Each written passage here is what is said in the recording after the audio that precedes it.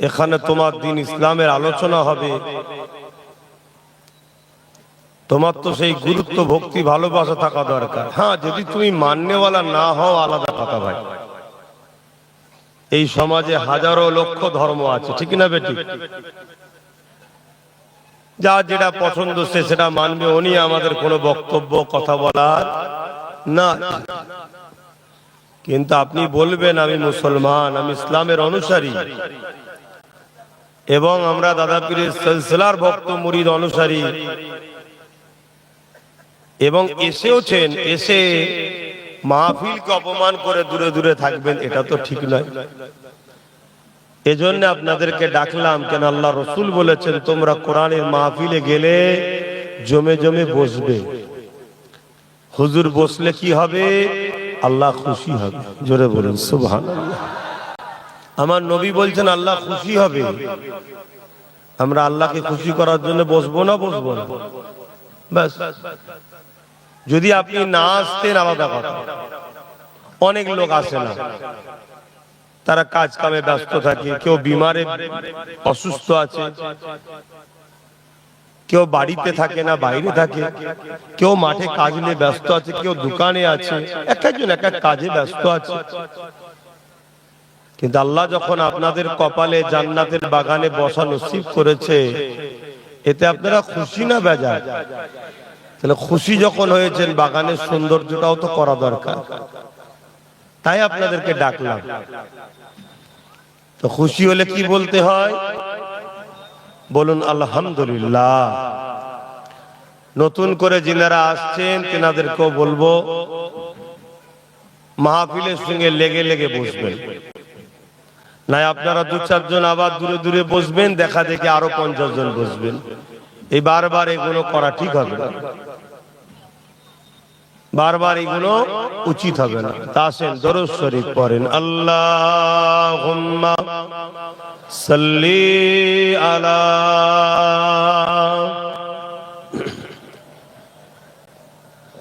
জোরে জোরে পড়েন।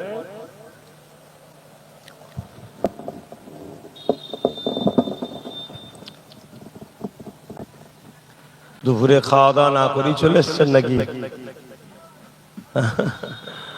দুপুরে খাওয়া দাওয়া না করেই চলে এসছেন ডাইরেক্ট কাজ কাম থেকে? তাহলে এত জবান আস্তে আস্তে কেন? এত জবানে আস্তে আস্তে কেন? দরুদ তো ভক্তি ভালোবাসাই পড়তে হবে।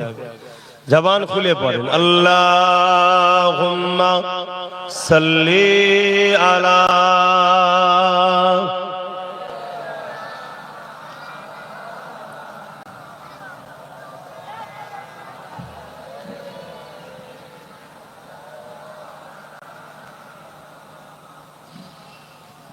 أعوذ بالله من الشيطان الرجيم.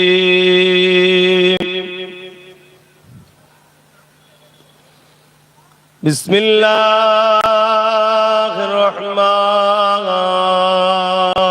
الرحيم.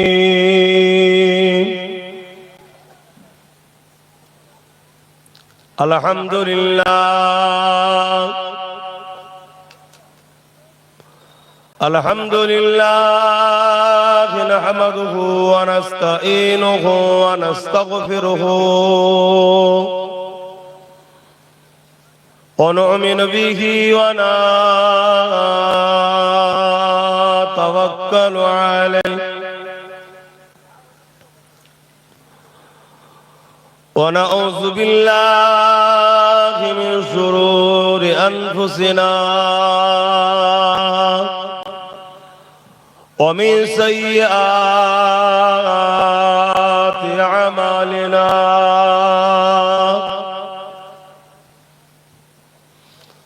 من يهده الله فلا مضل له ومن يضلله فلا هادي له ونشهد أن لا إله إلا الله وحده لا شريك له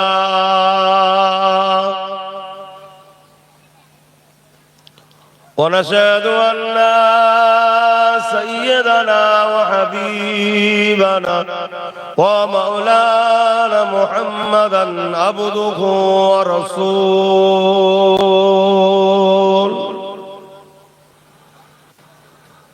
أما بعد فيا أيها الحاضرون رحمكم الله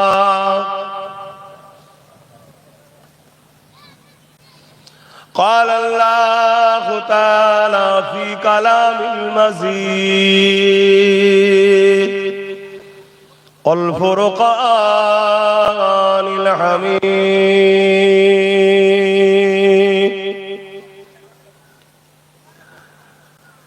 إن الله وملائكته يصلون على النبي يا أيها الذين آمنوا صلوا عليه وسلموا تسليما اللهم صل على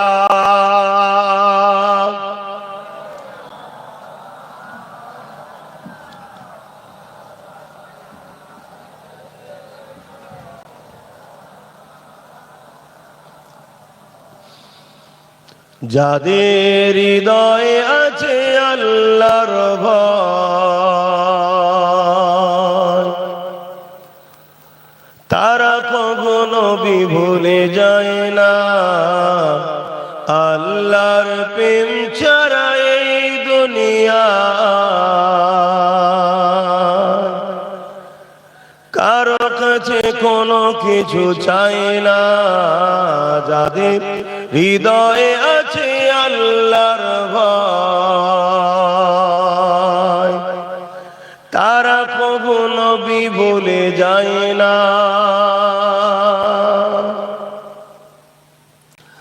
রাতের আঁধারে যারা সিজদাতে রয় দু চোখের আঁসুতে নদী যেন বয় রাতের আঁধারে যারা সিজদাতে রয় দু চোখের আঁসুতে নদী যেন বয় ছলনার হাতছানি যত আসুক ছলনার হাতছানি যত আসুক পিছনে ফিরো তাকায় না যাদের হৃদয়ে আছে আল্লাহর ভয়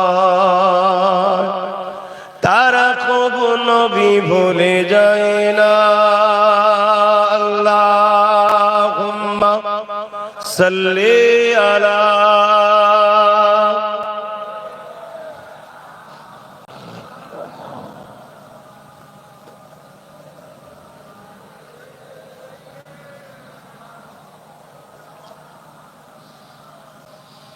দিন কায়েমের পথে যারা অবিচল তারা হলো আল্লাহর প্রিয়জন বাতিলের কাছে যারা হার মানে না বাতিলের কাছে যারা হার মানে না সংগ্রাম করে যায় অমর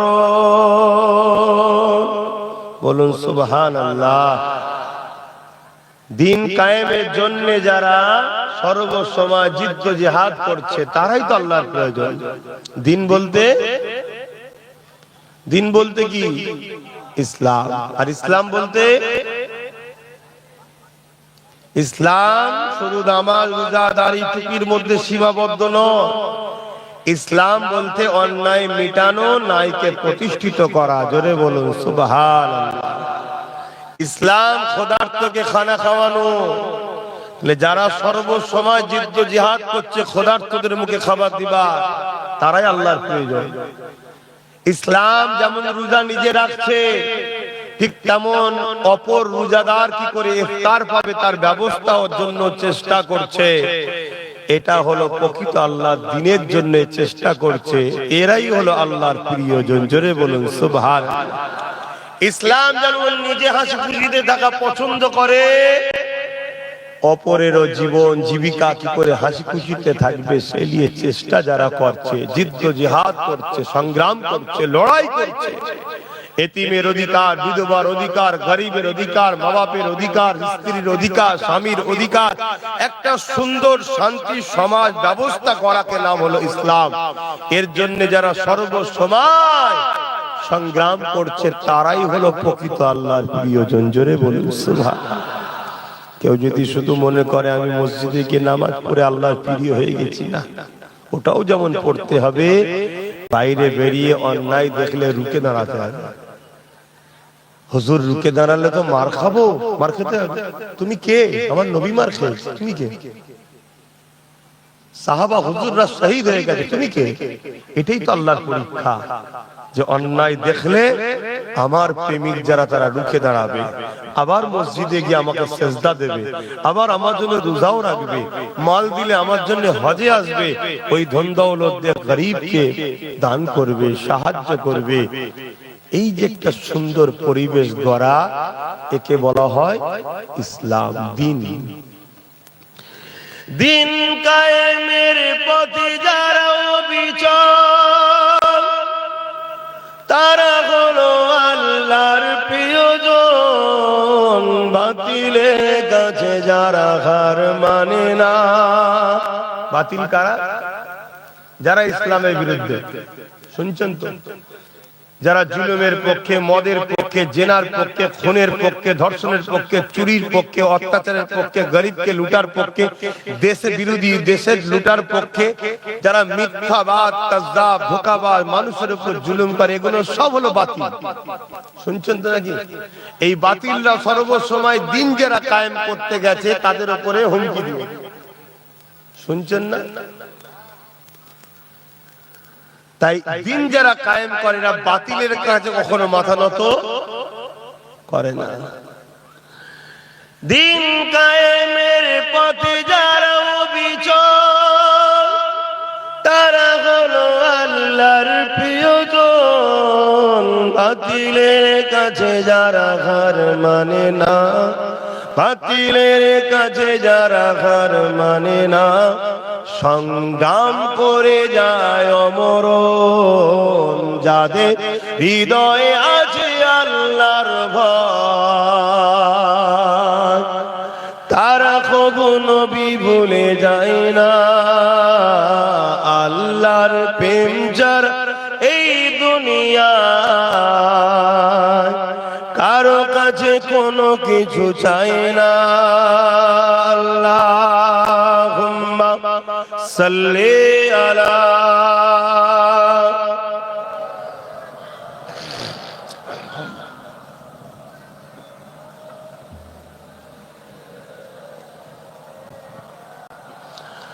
কালেমা লা ইলাহা ইল্লাল্লাহ, লা ইলাহা, জোরে জোরে লা ইলাহা ইল্লাল্লাহ, লা ইলাহা,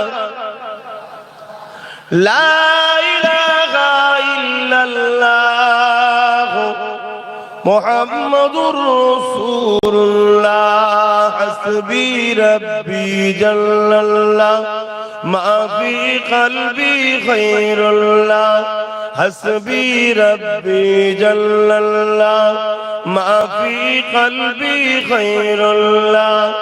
নূর মুহাম্মদ সাল্লাল্লাহ, হক লা ইলাহা ইল্লাল্লাহ, লা ইলাহা, লা ইলাহা,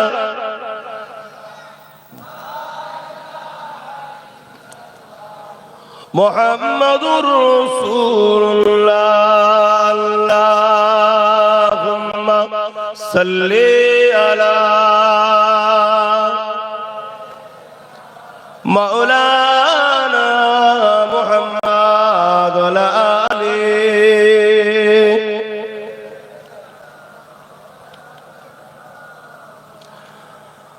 وقال الله تعالى ফি কালামিল মাজিদ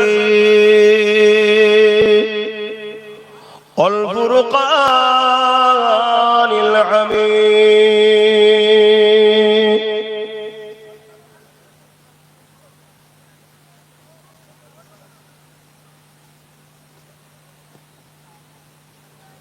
এই কমিটির ছেলে,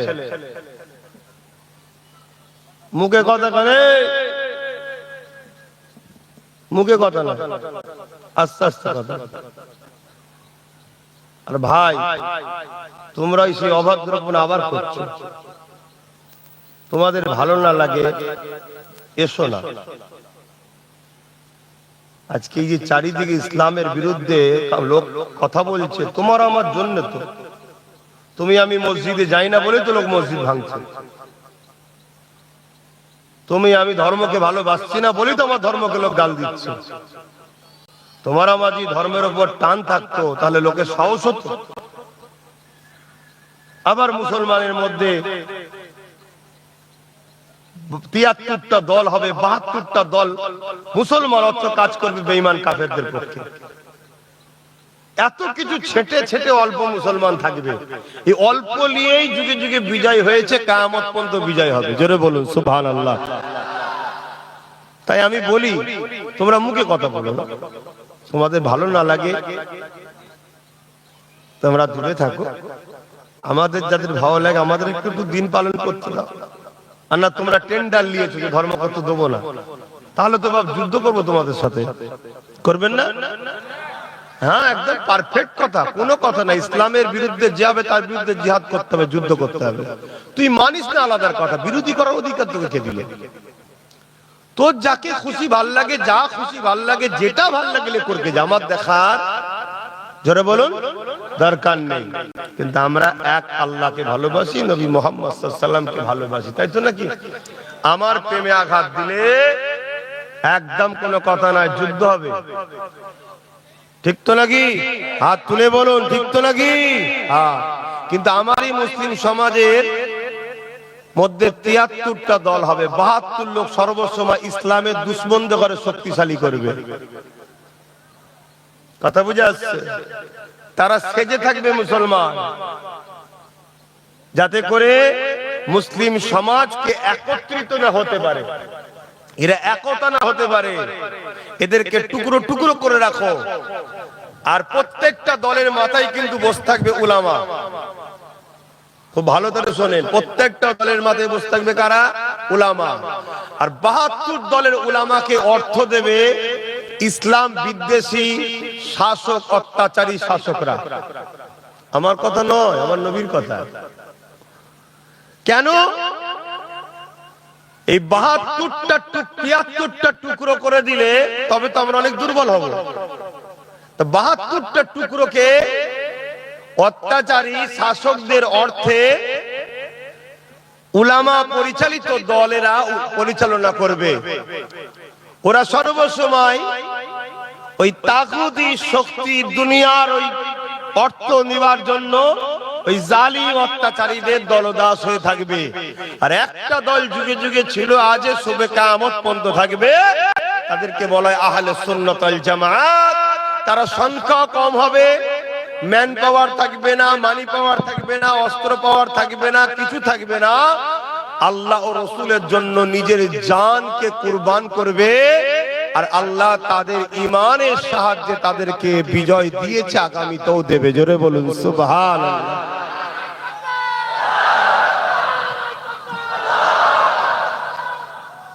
তাই তো আমি বলি আমার ভাইরা, যদি তোমাদের মনে হয় যে আহলে সুন্নাত ওয়াল জামাতের মধ্যে থাকা দরকার, তাহলে আসো, আসার মতো আসো, এসে বসো, দুটো কথা বলবো, শোনো। আর না আস্তে আস্তে চলে যাও। আহলে সুন্নাত ওয়াল জামাতের পূর্ব ভারতের ইমাম হলেন ফুরফুরা শেখ আওলাদে রাসূল মুজাদ্দিদুজ জামান সৈয়দনা আবু বকর সিদ্দিক দাদা হুজুর রাহমাতুল্লাহ আলাইহি। জোরে বলুন সুবহানাল্লাহ। আহলে সুন্নাত ওয়াল জামাতের আরো অনেক শাখা অফিস আছে, আমি অস্বীকার করছি না, কিন্তু পূর্ব ভারতের হেড সেন্টার হলো ফুরফুরা শেখ জামানার মুজাদ্দিদ আওলাদে রাসূল হযরতে আবু বকর সিদ্দিক আল কুরাইশি ফুরফুরাবি রাহমাতুল্লাহ আলাইহি। জোরে বলুন সুবহানাল্লাহ। আলোচনার বিষয় এটা রজব মাস। এটা কি মাস? রজব মাস। এই মাসে আমার নবী পাক সাল্লাল্লাহু আলাইহি সাল্লাম আল্লাহর দিদারে গিয়েছিলেন। জোরে বলুন সুবহানাল্লাহ। আমরা কি খুশি নয় যে আমাদের নেতা এমন একজন যিনি দোনো জাহানের সৃষ্টিকর্তা রব্বুল আলামিনের দাওয়াতে আল্লাহর দিদারে গেছে। জোরে বলুন সুবহানাল্লাহ। আজকে অনেকে বলছে আমাকে আমেরিকার প্রেসিডেন্ট ইনভাইট করেছে, আমি নাকি ভিআইপি। শুনছেন তো নাকি? কেউ যদি তার কাউকে দাওয়াত করার জন্য বলতে পারে আমার লোককে দাওয়াত করেছে, আমার অমুককে দাওয়াত করেছে, আমার অমুককে দাওয়াত করেছে, গর্ব করতে পারে, তাহলে আমরা কি গর্ব করতে পারি না যে আমাদের নেতাকে স্বয়ং সৃষ্টিকর্তা আল্লাহ দাওয়াত করেছে? জোরে বলুন সুবহানাল্লাহ। তোদের এই ছুঁচো নেতা রেখে দিকে যা। কথা বুঝছেন না? বুঝেন না? তো ছুঁচো নেতা। সামান্য একটা আগুন লেগেছে, বন্ধ করতে পারেনি, সে আবার কিসের নেতা? আর আমাদের নেতা সূর্য ডুবে যাচ্ছে, গোলামের নামাজ পড়া হয়নি। শুনছেন তো নাকি? চোখ ভরা পানি, কাঁদো কেন আলী? হুজুর আমার নামাজ পড়া হয় নাই, সূর্য ডুবে গেছে, আসরের নামাজ কাজা হয়ে গেছে। আমাদের নেতা সূর্য উঠে আসো, আমার আলী নামাজ পড়বে, আবার সূর্য উঠে আসছে। জোরে বলুন সুবহানাল্লাহ। আরো জোরে বলা যাবে না? বাবুরা জোরে জোরে বলো সুবহানাল্লাহ। আল্লাহু আকবার, আল্লাহু আকবার। আমরা এই নেতাকে নিয়ে থাকতে কারা কারা রাজি? একটু হাত তুলে দেখান। মারহাবা, নারে তাকবীর। এই নেতালে থাকো। আর এই নেতাকে যিনারা ভালোবাসবে এরা কখনো জালিম হতে পারে না, জালিমদের সঙ্গে দলও করতে পারে না। কেন? আমার নেতা জুলুম মিটাতে এসেছে। জালিমরা আমার নেতার উপরে জুলুম করেছে, জালিমরা আমার নেতার উপরে অনেক কষ্ট দিয়েছে, কিন্তু আমার নেতা রাহমাতাল লিল আলামিন ছিলেন, তাই বদদুয়া করেন না, দোয়া করেছে। আর আমার নেতার দোয়ার ফলে আজকের তারিখে 250 কোটির উপরে পৃথিবীর বুকে আমার নেতার মাননেওয়ালা প্রেমিক আছে। জোরে বলুন সুবহানাল্লাহ। আরো জোরে বলুন সুবহানাল্লাহ। তিনি এই মাসে আল্লাহর দিদারে গেছিলেন। একটু সেই বিষয়ে কথা বলবো, কি করে শুনবেন না? শুনবেন না? কিন্তু ওর থেকেও জটিল যে বিষয়টা বর্তমান, ওই বিষয়টা আপনাদেরকে একটু জানানো দরকার। সেটা হলো এটাই, ইসলামের দুশমনরা সর্বসময় নবীর উম্মতদের ঘরে শিকার করে মুনাফিক উলামাদের দ্বারা। আমার সংজ্ঞাটা বুঝতে পারলেন? ইসলামের দুশমনরা সর্বসময় ইসলাম ও নবীর উম্মতদের উপরে আঘাত করার সাহস পায় বা সুযোগ পায় মুনাফিক উলামাদের দ্বারা। শুনছেন তো নাকি? আচ্ছা, এটা আমার কথা, আমার রাসূলের কথা। আল্লাহ নবী জানালেন, আমার উম্মত উম্মতিরা আখেরি জামানাতে হাতে তালুতে আগুন রাখা থেকে ঈমান বাঁচানোটা বড় মুশকিল হয়ে যাবে। হাতে তালুতে আগুন রাখা সহজ হবে, এর থেকে কঠিন হবে ঈমান বাঁচানো। ভাই, হাতের তালুতে আগুন রাখা কত কষ্ট ভাই, পারবেন? তার থেকেও কষ্ট হলো ঈমান বাঁচানো, এটা সেই সময় তার থেকেও কঠিন। ইয়া রাসূলুল্লাহ, হাবিবাল্লাহ, এরকমটা কেন হবে? আল্লাহ নবী বললেন, আখরি জামানাতে সকালে মুমিন হবে, বিকালে কাফের হবে, রাত্রে মুমিন হবে, সকালে কাফের হয়ে যাবে। এরকমটা কেন হবে? আখরি জামানায় আসমানের নিচে জমিনের উপরে সব থেকে নিকৃষ্ট হবে একদল উলামারা। জোরে বলছেন না কেন? এটা আমার নবীর কথা। আসমানের নিচে জমিনের উপরে সবথেকে নিকৃষ্ট হবে একদল উলামারা। আল্লাহর সৃষ্টির মধ্যে সবথেকে নিকৃষ্ট আমরা জানি কাকে? বলবেন তো? আল্লাহর সৃষ্টির মধ্যে সবথেকে নিকৃষ্ট কে? খিঞ্জিল, শূকর, এটা আমরা জানি তো নাকি? আল্লাহর নবী বলছে তাদের থেকেও নিকৃষ্ট হবে একদল উলামারা। তাহলে নবী যখন বলেছে হবে না, হবে না, তাহলে আমাদের একটু সাবধান হতে হবে না? হবে না? আমি কি ওয়াজ করছি, আপনাদের অসুবিধা হচ্ছে? তাহলে বলুন পেলেন ঘটনা বলে চলে যায়। আপনার ঈমান থাকবে কি না থাকবে না আপনার আল্লাহ বুঝে নেবেন। আপনার আমার দাদা হুজুরের রুহানি বাচ্চা তো, আপনারা আমাদের বাপ হন, ভাই হন, মা হন, বোন হন, তো তাই তো বুঝাতে চাইছি। আর এই বুঝানোর জন্য ওই নিকৃষ্ট যারা উলামা আছে ওরা আমার পিছনে লাগবে না? লাগবে না? হ্যাঁ, যারা হাক্কানি উলামা তারা বলবে আমি বলতে পারিনি, বেটা বোন তোকে সাপোর্ট কর। সবার দ্বারা সব কথা আল্লাহ বলাই না, সবার দ্বারা সব কাজ আল্লাহও নেয় না। এই জন্য যে বলতে পারে না তাকে আমি দোষারোপ করছি না, কিন্তু তিনি তোমার সাপোর্ট করবে, দোয়া করবে। আর কিন্তু যারা এই নিকৃষ্ট হবে তারা আমার বিরুদ্ধে লাগবে না? লাগবে না? কথাটা কোনো ভালো করে শোনে। আর না গত বছর এসছি আবার এই বছর এসছি বলে অসুবিধা হয়েছে কি রে? এই বছর আসা ভুল করেছি? তাহলে তুই ওদের নিয়ে আছিস কেন?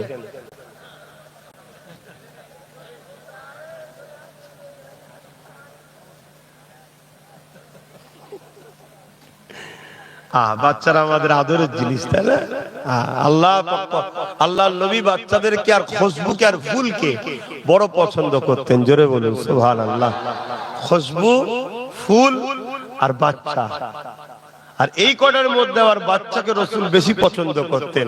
যে আল্লাহ নবী বললেন বাচ্চাদের খসলত আমাকে খুব ভালো লাগে, ওরা এই ঝগড়া করে আবার এই মিশে যায়। জোরে বলুন সুবহানাল্লাহ। কোন বাচ্চাকে দেখেছেন ঝগড়া করে রয়ে যায়? দুটো বাচ্চা এক জায়গায় দেখুন এই টানাটানি কিছু হলো, হয়তো টানাটানি ছিঁড়াছিড়ি করলো আবার মিশে গেল। ওদের মনটা কত পরিষ্কার দেখুন। আর আমরা যত দিন বড় হচ্ছি আজকে ঝগড়া করলে 3 বছর পরেও দেখা সাক্ষাৎ হচ্ছে, কথাবার্তা বলছি না। কেন? নবীর উম্মত আমরা। মানুষ মাত্র চলতে গেলে ঠুকুর মুকুর হতে পারে, সেগুলো মিলে যাও, বুকে বুকে মিলে যাও, একে অপরকে মুসাফা করে তওবা করে নাও। ভাই ভাই ঝগড়া রেখো না। ওইদিকে ইসলামের দুশমন আর মুনাফিকরা এক হয়ে গেছে। এই মুনাফিক বোঝেন তো? মুনাফিক হলো পুরো হুবাহু মুসলমানের মতো দেখতে, হুবাহু মুফতি মাওলানার মতো দেখতে, কিন্তু তার ভেতরটা হলো ইসলামের ক্ষতি করার জন্য কাজ করে। একে বলা হয় মুনাফিক। যে ভাষা আপনারা বুঝবেন, আমাকে একটু বলতে দেন। তাহলে আল্লাহর নবী কি বললেন? আসমানের নিচে জমিনের উপরে সবথেকে নিকৃষ্ট কারা হবে? বলুন বলুন। আল্লাহ তাদেরকে কোরআনের জ্ঞান দেবে, আল্লাহ তাদেরকে হাদিসের জ্ঞান দেবে, তারা দ্বীন ইসলাম শিক্ষা অর্জন করবে। কিন্তু দুনিয়ার লোভ লালসাতে তারা জড়িয়ে গিয়ে দুনিয়া তাগুতি শক্তির কাছে, দুনিয়ার অত্যাচারী শাসকের কাছে, দুনিয়ার ইসলাম বিদ্বেষী গভর্নমেন্টের কাছে তারা নিজেদের অস্তিত্বকে বিক্রি করে দেবে সামান্য পয়সার জন্য। তারা তাদের হাতের পুতুল হয়ে ইশারায় কাজ করতে লাগবে। আর ওই সকল ইসলাম বিদ্বেষী শক্তিগুণ, ওই দল ইসলাম বিদ্বেষী শাসকগণ, ওই সকল ইসলাম বিদ্বেষী হুকুমতগণ, ওই সকল উলামাদের দ্বারা আমার উম্মতীদের দিল থেকে আমি রাসূলুল্লাহ আমার মুহাব্বত আদব ভালোবাসাকে কেড়ে নেবে। ইয়া রাসূলুল্লাহ হাবিবাল্লাহ, এই মুহাব্বত আদব ভালোবাসা কেড়ে নেওয়া হবে। হ্যাঁ, তাদের মধ্যে নামাজও থাকবে, তাদের মধ্যে রোজাও থাকবে, তাদের মধ্যে দাড়ি থাকবে, তাদের মধ্যে হজ থাকবে, তাদের মধ্যে দান খায়রাত থাকবে, তাদের মধ্যে কোরআন তেলাওয়াত থাকবে, তাদের মধ্যে মুফতি থাকবে, মাওলানা থাকবে। এরপর এরপরও আমি রাসূলুল্লাহ জানিয়ে দিলাম তারা হলো জাহান্নামী হয়ে যাবে, ইসলাম থেকে তারা বেরিয়ে যাবে। ইয়া রাসূলুল্লাহ হাবিবাল্লাহ, নামাজ আছে, দাড়ি আছে, টুপি আছে, রোজা আছে, হজ আছে, মুফতি মাওলানা কোরআন হাদিস সব আছে, এরপরও তারা ইসলাম থেকে কেন বেরিয়ে যাবে? আল্লাহ নবী জানিয়ে দিল দুনিয়ার তাগতি শক্তির কাছে তারা বিক্রি হয়ে গিয়ে তাদের হৃদয় থেকে আমি রাসূলুল্লাহ আমার প্রেম আদব থাকবে না। আমি নবী আমার প্রেম আদব না থাকার জন্য আমার আল্লাহ পাক তাদেরকে বেঈমান বানিয়ে দেবে। এই যুবকেরা, তরুণীরা, বাপেরা এই সাবধান করে যেতে লেগেছে। দাড়ি রাখা সুন্নাত, ইমানদারের জন্য সুন্নাত। টুপি পরা সুন্নাত, ইমানদারের জন্য সুন্নাত। নামাজ পড়া ফরজ, ইমানদারের জন্য ফরজ। রোজা রাখা ফরজ, ইমানদারের জন্য ফরজ। মালদারদের জন্য হজ করা ফরজ, ইমানদারদের জন্য ফরজ। হজ করা মালদারদের জন্য ফরজ, ইমানদারদের জন্য ফরজ। যাকাত দিয়া মালদারদের জন্য ফরজ, ইমানদারদের জন্য ফরজ। যার ঈমান নাই, এগুলো থাকার পরও কোনো দাম নেই। ঈমানটা কি?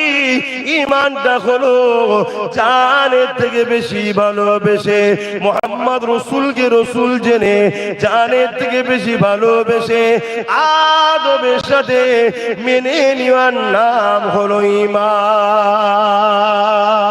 আরো জোরে বলুন সুবহান।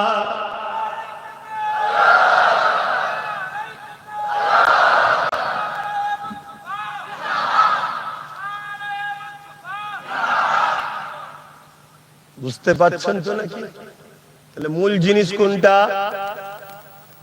নবীর প্রেম আদব। তাহলে ইসলামের দুশমন যারা, তারা কি করবে? ইসলামের মধ্যে ৭২টা নকল দল খুলবে। কটা? জোরে বলে। আর প্রত্যেক দলের মাথায় বসিয়ে রাখবে কাকে? আলেম উলামাদের ঘরে। তাদেরকে ইসলামের দুশমনেরা ডলার দেবে, রিয়াল দেবে, অর্থ দেবে, মানি দেবে।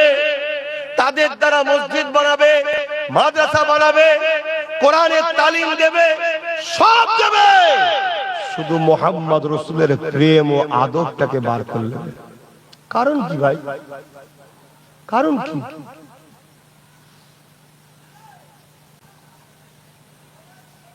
কারণ হলো একটাই, ইসলামের দুশমনরা যুগে যুগে ইসলামকে মিটাবার চেষ্টা করেছে না করেন?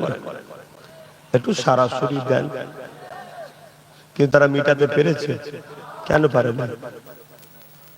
বদরের ময়দানে একটা লড়াই হয়েছিল।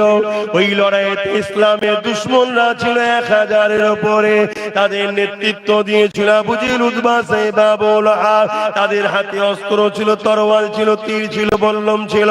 তাদের ম্যান পাওয়ার ছিল, অস্ত্র পাওয়ার ছিল, মানি পাওয়ার ছিল। তাদের হাতেই তো রাজ ক্ষমতা ছিল। তথাপিও তারা ইসলামের বিরুদ্ধে লেগে সাহাবাদেরকে মিটাতে পেরেছিল। কেন পারেন? সাহাবাদের কি ম্যান পাওয়ার ছিল, মানি পাওয়ার ছিল, রাজ পাওয়ার ছিল? তাহলে পারেন কেন?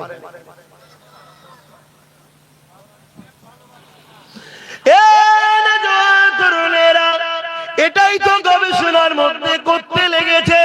কোটি কোটি টাকা খরচ করে ইসলামের দুশমনরা রিসার্চ করতে লেগেছে। আরে পৃথিবীতে কি এমন পাওয়ার ওদের মধ্যে রয়েছে যেটা আমাদের কাছে নাই? ম্যান পাওয়ার রয়েছে, সেটা আমাদের আছে, ওদের নাই। এমন করে মানি পাওয়ার আছে, এটা ইসলামের নাই, আমাদের কাছে রয়েছে। অর্থ পাওয়ার রয়েছে আমাদের কাছে, ম্যান পাওয়ার রয়েছে আমাদের কাছে, আমাদের কাছে রাজ পাওয়ার রয়েছে, আমাদের কাছে ম্যান্ডেট পাওয়ার রয়েছে। পৃথিবীর সমস্ত আমরা এক জায়গায় হয়ে রয়েছি, এরপরও ওদের সঙ্গে কেন পারলাম না? বদরের জমিন আবু জেহেল ভেবেছে, উতবা, সাইবা ভেবেছে মুহাম্মদ রাসূলের দিকে মাত্র ৩১৩ জন রয়েছে, আমাদের দিকে হাজারের উপরে রয়েছে, তীর রয়েছে, বল্লম রয়েছে, সাহাবারা খালি হাতে রয়েছে, সংখ্যা মাত্র 313 জন রয়েছে। এরপরও আমরা হেরে গেলাম কেন? আজকে দিনে তাদেরই উত্তরসূরিরা রিসার্চ করতে লেগেছে, বড় বড় মুফতি মাওলানা আলেমদেরকে খরিদ করেছে। বলো বলো বলো, কি এমন পাওয়ারের জন্য তারা হেরে গেল? আর মুহাম্মদ রাসূলের সাহাবারা জিতে গেল। আবু জেহেলের সংখ্যা বেশি থাকার পরও হেরে গেল। কি এমন পাওয়ার, কি এমন পাওয়ার? তখন তারা রিসার্চ করে জানিয়ে দিতে লেগেছে, শুনে রেখে দাও, অস্ত্র পাওয়ার তোমাদের থাকতে পারে, পারমাণবিক বোমা তোমাদের থাকতে পারে, ম্যান পাওয়ার তোমাদের থাকতে পারে, ম্যান্ডেট পাওয়ার তোমাদের থাকতে পারে, মানি পাওয়ার তোমাদের থাকতে পারে। মুহাম্মদ আরবি সাল্লাল্লাহু আলাইহি ওয়াসাল্লামের গোলামদের সিনাতে একটা পাওয়ার আছে, যে পাওয়ারটার নাম হলো ঈমানের পাওয়ার। ওই ঈমানের পাওয়ার কাছে পৃথিবীর কোনো পাওয়ার জিততে পারবে না। আরো জোরে বলুন সুবহান। বুঝছেন তো? আমি যেখানেই যাচ্ছি চেষ্টা করছি যাতে উম্মত গুলো কমসে কম ঈমানটা নিয়ে কবরে যেতে পারে। ঈমান এমন একটা লাইট বা এমন একটা জ্যোতি বা এমন একটা পাওয়ার, যে পাওয়ার আপনাকে অন্ধকার কাটিয়ে আলোকিত করে। ঈমানই আপনাকে একদিন আল্লাহ ও রাসূলের আরো কাছে নিয়ে যাবে, কল্যাণের রাস্তা দেখাবে, ধ্বংসের হাত থেকে বাঁচাবে। তাই আমি যেখানেই যাচ্ছি মানুষকে ঈমানের কথা আর এই মুনাফিকদের হাত থেকে বাঁচাবার চেষ্টা আমার বাপ ভাই মা বোনগুলোকে করছি। এতে আপনাদের কোনো আপত্তি হচ্ছে? একটু হাত তুলে বলবেন আপত্তি আছে ভাই? আপনারা কি আপনাদের বাচ্চাদেরকে শিক্ষা দেন না যে বাবা পুকুরের ধারে যেতে নেই, পুকুর বড় গভীর, পড়ে গেলে ডুবে যাবে, বাবা বাবা পড়াশোনা করতে হয়, বাবা কুকুরটা পাগল হয়েছে ওর কাছে যেও না, কামড়ে নেবে, বাবা সাপ কখনো গায়ে হাত বুলাবার জিনিস নয়, ছোবল মারলে মরে যাবে, বাবা বিষ খাবার জিনিস নয়, হারাম মদ জিনিস খাবার নয়। এগুলো বুঝান না? বুঝান না সন্তানদের? কেন বুঝান? কেন বুঝান বলে? আপনি তার ভালো চান, আপনি তার ভালো চান। কেন ভালো চান? আপনি তার আপন হন, তার সঙ্গে আপনার সম্পর্ক আছে। আপনার সঙ্গে আমার সম্পর্ক আছে না নাই? আমি কি আপনার ভালো চাইতে পারি না? পারি না? হতে পারে আপনি আমার আব্বা সমতুল্য, আমার দাদু সমতুল্য, আমার মা সমতুল্য, আমার দাদি সমতুল্য, ভাই সমতুল্য, বোন সমতুল্য, কিন্তু আপনাদের দোয়াতেই তো আল্লাহ আমাকে একটু হলেও এলেম দিয়েছে। এলেম থেকে আমি কি আপনাদেরকে ভালো রাস্তা দেখাতে পারি না? যে এগুলো করবেন না, এসব মুনাফিকদের পাল্লাই পড়বেন না, ঈমান চলে যাবে আখেরি জমানা। কি গো বলা দরকার আছে না নাই?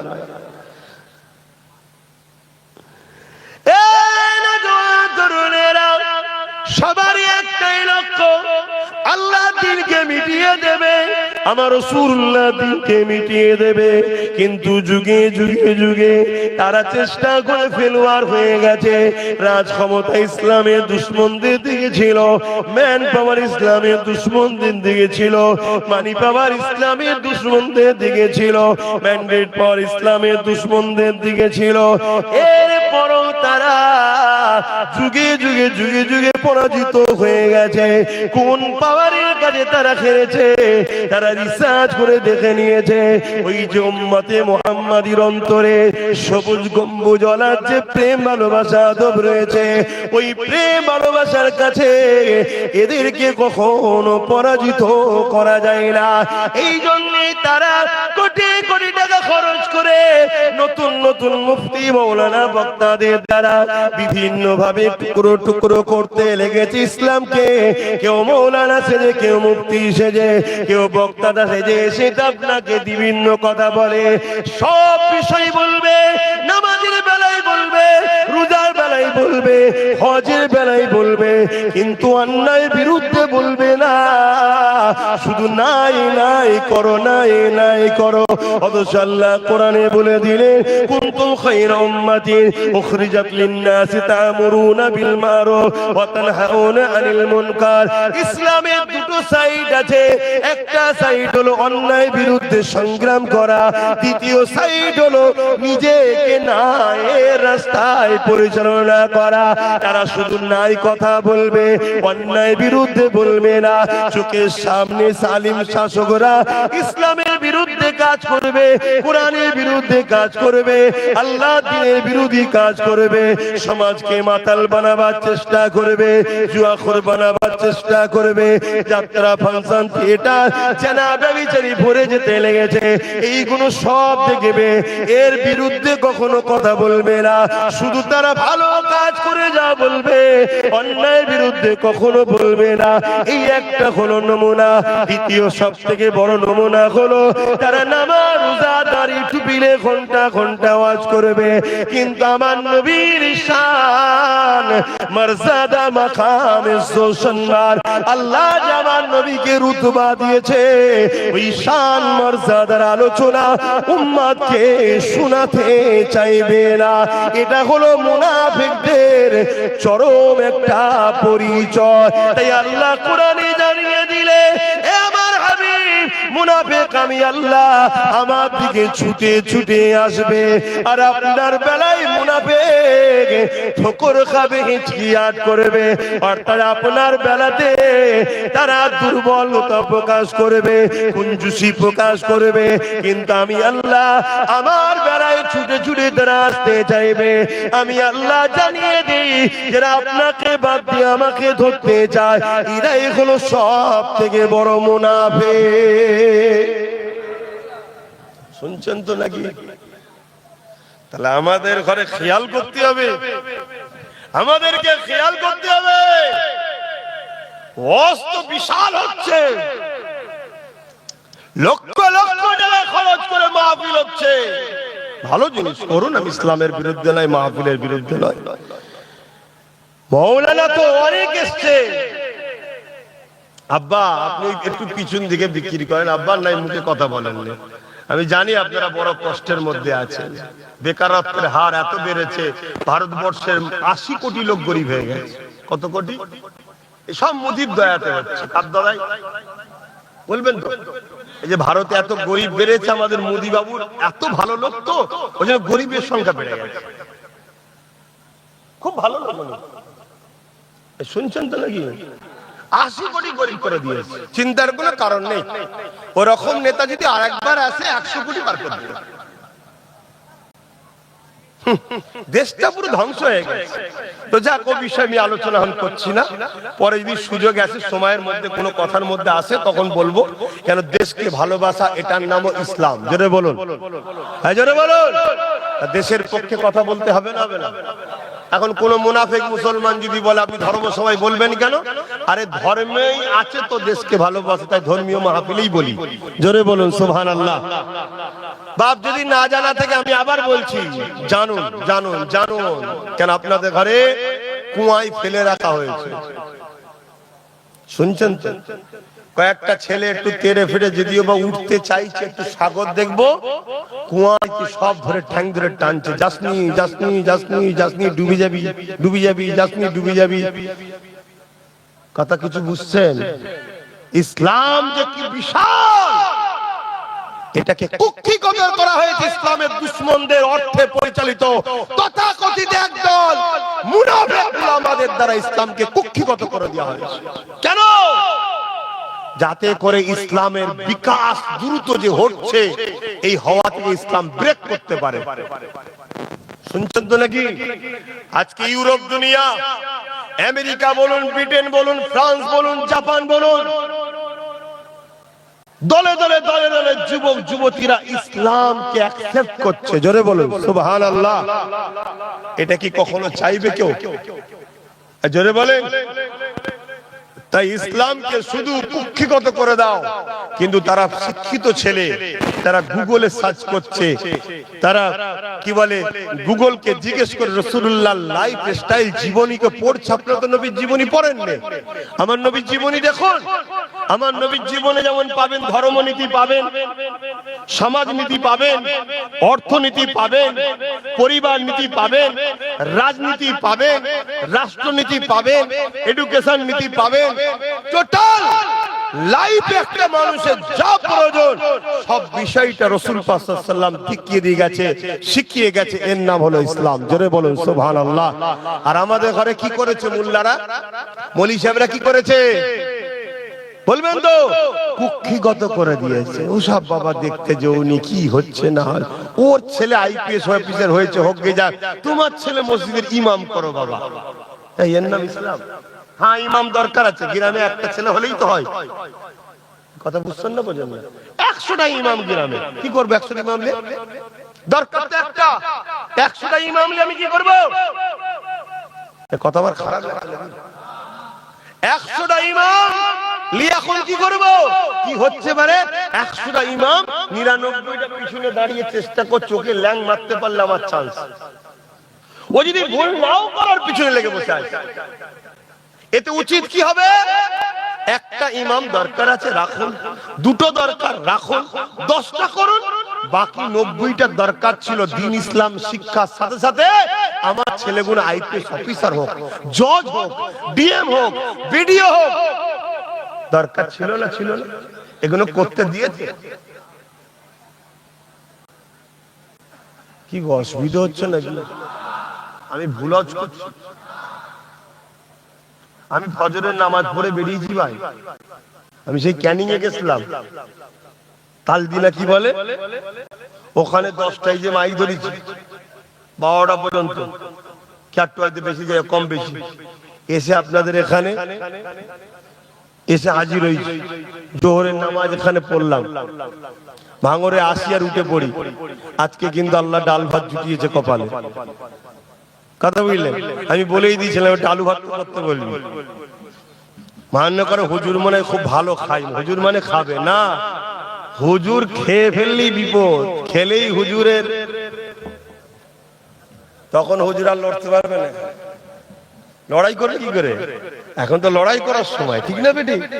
হ্যাঁ, আমি নিজে স্পেশাল করে বলে দিয়েছি, একটু পেঁয়াজ, একটু 2-4টে রসুন। খেয়েছেন কখনো রসুন পেঁয়াজ দিয়ে আলু ভর্তা করে? ইগো মুরব্বী আব্বা বলবেন তো? গায়ের ব্যথা মরবে, খাবে না, শুধু গোশ খেতে হবে, গোশ। যাকে একটুখানি ভাই ভাই আনন্দ করলাম। তা আমি কি বুঝাচ্ছি বুঝছেন তো আমার আব্বা জানেরা? একটু বোঝেন আমার বাপজান ভাইরা। আমাদেরকে শেষ করে দেওয়া হয়েছে, আর এই শেষ করার পিছনে 100-র মধ্যে 90% যারা মেন দোষী তারা হলো তথাকথিত উলামা, বক্তা সেজে মুনাফিক, যারা আমাদেরকে এই জায়গায় পৌঁছে দিয়েছে। এখন কি করছে এবারে? এখন এবার আমাদের ঈমানটাকে চুরি করতে লেগেছে, ঈমান চুরি করতে লেগেছে। আল্লাহ নবীর শানে যদি কেউ যারা পরিমাণ গুস্তাখি মূলক কথা বলে,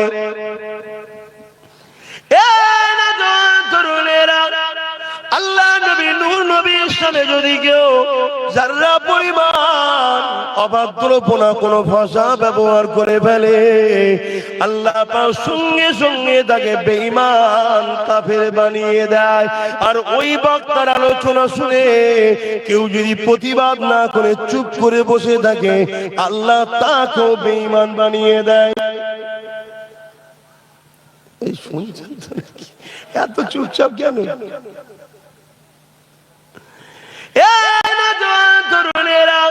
আমি বলবো উলামাদেরকে ভালোবাসেন, উলামাদেরকে পিয়ার করেন। কেন উলামারা হলো আমার নবী পাকের ওয়ারিস, আল উলামা ওয়ারাসাতুল আম্বিয়া। নবী জানিয়ে দিলেন আমি নবী তো চলে যাচ্ছে, দুনিয়া থেকে রওনা দিচ্ছি, আমার পরে দিনের খেদমত করবে আমার ওয়ারিস উলামারা। ইয়া রাসূলুল্লাহ হাবিবাল্লাহ, ওই উলামা কারা হবে, কারা আপনার ওয়ারিস হবে? যারা নবীর পক্ষে কথা বলবে, যারা মুখ খুললে উম্মতকে নবীর সঙ্গে জুড়ার চেষ্টা করবে, যারা মুখ খুললে জানের পওড়া করবে না, নবীর দুশমনদের বিরুদ্ধে সংগ্রামের হুঙ্কার দেবে, যারা মুখ খুললে জানের পওড়া করবে না, দাওয়াতের মায়া করবে না, হক কথা বলে যাবে, যারা মুখ খুললে কার আঘাত লাগবে ওটা দেখবে না, যারা আমার নবী পাকের পক্ষে কথা বলবে, এরাই হলো আল উলামা ওয়ারাসাতুল আম্বিয়া। যাদের উদ্দেশ্য থাকবে উম্মতের দিলের মধ্যে নবী পাকের প্রেম আদরকে ভরে দেওয়া, তাদের উদ্দেশ্য থাকবে উম্মতের সঙ্গে নবী পাকের সম্পর্কটাকে জুড়ে দেওয়া। এরা হলো উলামায়ে হাক্কানি, এনারাই হলেন নবীর ওয়ারিস। ইনাদের শান মর্যাদা কত! যদি দুনিয়া জমিনে কেউ এই নবীর গোলাম উলামাদের সঙ্গে থেকে এক খাঞ্চাই পরে যদি খানাটাও খেয়ে থাকে, এ যুবক মন দিয়ে শোনো, মন দিয়ে শোনো, আমার নবীর পক্ষের উলামাদের সম্মান কত দেখো। দুনিয়ায় যদি চোর লিডারের যদি কেউ গুণ গায়, তার যদি আগে গাড়ি পিছনে গাড়ি বাতি থাকতে পারে, তার জন্য যদি পাহারাদার হতে পারে, ভিআইপি হতে পারে, তাহলে দোনোজানের সুলতানের পক্ষে যে বলবে তার সম্মান আছে না নাই? কথা বলছেন না কেন? আমরা দুনিয়ায় দেখছি না, দেখি না? চোরের হয়ে গুণ গাইলে তার কত ফ্যাসিলিটি। তাহলে আমার রাসূলুল্লাহ হয়ে যারা কথা বলবে, ওই সকল উলামাদের ফ্যাসিলিটি আল্লাহ দেবে না, দেবে না? হ্যাঁ, কত ফ্যাসিলিটি। শোনো, দুনিয়ার চোর লিডারদের সাথে থাকলে হয়তো একটু তোমার হাওয়া লাগতে পারে, ওর যদি ফরচুনার থাকে তোমার হয়তো স্করপিও হয়ে যাবে। শুনছেন না, শুনেন না? আবার কোন দিন তারাই ভেঙে দেবে। বুঝছেন না, বুঝলেন না? কেন জানে ঝাড়া জিনিস ভাঙলে অসুবিধাও নেই। কিন্তু আমার নবীর পক্ষে যারা কথা বলে, নবী পাকের পক্ষে যারা গোলামি করে, নবী পাকের ওয়ারিস যারা, দোনোজানের সুলতান আল্লাহ আমার নবীকে বানিয়েছে, আমার নবী পাকের পক্ষে যারা কথা বলবে, ইনাদের কত সম্মান। যুবকের তো শোনো, একটা খাঞ্চা বিছানো আছে, একটা দস্তখান বিছানো আছে, ওই দস্তখানে নবীর গোলাম গোলামটা খানা খাচ্ছে, তুমিও যদি দস্তখানে বসে ওই নবীর গোলামের সঙ্গে খানা খেয়ে নিতে পারো, এ যুবক শুনে রেখে দাও, কাল কিয়ামতের ময়দানে এই একসাথে বসে খানা খাওয়া গুলো আল্লাহর জান্নাতে চলে যাবে। তাহলে তাকে যদি তুমি সাথ দাও, তার মাহফিলে যাও, তাকে পিয়ার করো, তাকে সহযোগিতা করো, তার কথাকে তুমি আগিয়ে নিয়ে যাও, তাকে যদি তুমি ঢাল হয়ে ঘিরে রাখো, তুমি যদি স্লোগান দিতে থাকো, এ দুনিয়ার জালিমেরা, এ নবীর দুশমনেরা, এ ইসলামের দুশমনেরা, এ মুনাফিক মুসলমানেরা, নবীর পক্ষে যারা কথা বলে, ওই উলামাদের পাশে আমরা রয়েছি। যদি কোনো উলামাদের গায়ে তোরা একবার হাত দি, কোনো উলামাদের বিরুদ্ধে তোরা একবার কথা বলি, তাহলে আমরা ছেড়ে দেব না, তোদের বিরুদ্ধে আমরা লড়াই করব। এ যুবকেরা, তরুণেরা, আজকে বেঈমান নেতার জন্য মুসলমান কথা বলে, জালিম নেতার জন্য মুসলমান কথা বলে, চোর বদমাইশ খুনি ডাকাত নেতার জন্য মুসলমান কথা বলে, ধর্ষণ নেতার জন্য মুসলমান কথা বলে। কিন্তু আমার নবী পাকের পক্ষে যে সকল উলামারা কথা বলে, ওই উলামাদের সঙ্গে যে সকল যুবকরা দাঁড়িয়ে গিয়ে বলবে, কোনো চিন্তা নাই, আমরা আপনাদের ঢাল হয়ে রয়েছে, আপনাদের পাশে আমরা দাঁড়িয়ে রয়েছি, আপনারা নবীর হয়ে সিনা খুলে কথা বলে যান, আপনারা নবীর দুশমন যারা, তাদের বিরুদ্ধে কথা বলে যান, নবীর পক্ষে হক কথা বলে যান। এই যুবকেরা শুনে রেখে দাও, যদি একখান চাই বসে খানা খেলে জান্নাতে যাওয়া যায়, তাহলে তারা কোথায় যাবে? কাল কিয়ামতের ময়দানে আল্লাহ আলেমে হাক্কানীদের তাদেরকে বলবে তোমরা জান্নাতে চলে যাও, এখানে দাঁড়াতে হবে না। ওই সময় উলামায়ে হাক্কানীরা নবীর ওয়ারিসরা বলতে লাগবে, ও রাব্বি আল্লাহ পাক, দুনিয়া জমিনে যারা আমাদেরকে সাহায্য করেছিল, আমাদের পাশে দাঁড়িয়েছিল, যাদেরকে সাথে করে নিয়ে তোমার দ্বীনের ঝান্ডাকে তুলেছিল, যারা পাশে দাঁড়ানোর জন্য আল্লাহ চোরকে চোর বলতে পেরেছিল, মিথ্যাকে মিথ্যা বলতে পেরেছিল, সুদের বিরুদ্ধে বলতে পেরেছিল, ঘুষের বিরুদ্ধে বলতে পেরেছিল, তোমার নবীর দুশমনদের বিরুদ্ধে বলতে পেরেছিল, যে সকল মানুষগুলো আমাদের সাথ দিয়েছিল, আল্লাহ আজকে দিনে তাদেরকে আমাদের সাথে দেয়। আমার নবী পাক জানিয়ে দিলেন যে ওই সমস্ত আলেমে হাক্কানীদের ওসিলায়, উলামায়ে ওয়ারাসাতুল আম্বিয়াদের ওসিলায় আল্লাহ পাক দুনিয়ার ওই সকল মানুষগুলোকে কিয়ামতের দিনে জান্নাতি বানিয়ে দেবে। আরো জোরে বলুন সুবহান। বলো যুবকরা, বাপেরা, মায়েরা, বোনেরা, যারা নবীর হয়ে কথা বলে, হকের হয়ে কথা বলে, তাদেরকে ঘিরে রাখা তোমাদের দরকার আছে না না? কথা বলো। লাভটা কি হবে বুঝতে পারছো তো? পরকালে তাদের সঙ্গে থাকবে। হ্যাঁ, ইসলামকে যারা মিটাবে তারা অনেক ফেসিলিটি পাবে। ইসলামের পক্ষে যারা কথা বলবে, দুনিয়ার অত্যাচারীরা, জালিমরা তাদেরকে ফেসিলিটি দেবে না। আর তারা ফেসিলিটির মুখাপেক্ষীও নয়, তারা তোমাদের মুখের দিকে ওসিলা হয়ে একসাথে থেকে কথা বলতে চাই। তোমরা কি তাদের সাথ দেবে না? দেবে না? এটাকে মাথায় রাখবে। বাপেরা, নওজোয়ান তরুণেরা, এ নবী পাকের প্রেমিকেরা, যেসব কথাগুলো আপনাকে বললে দুঃখ লাগবে, ওই কথা আজকে নবীর শানে বলা হচ্ছে। এ যুবকেরা, তরুণেরা, বাপেরা, এখন যদি আপনাকে আমি বলি আগে তুই ছাগল চড়া, গরু চড়া, তারপরে দেখবো তোকে আমার অফিসে চাকরি দেয়া যাবে কিনা। এই কথা কি তোমার মনে, এই কথা তোমাকে যদি বলা হয় দুঃখ লাগবে না? লাগবে না? আর এই কথা যদি আমার নবীর শানে বলা হয়, ঈমান থাকবে? কথা বলে।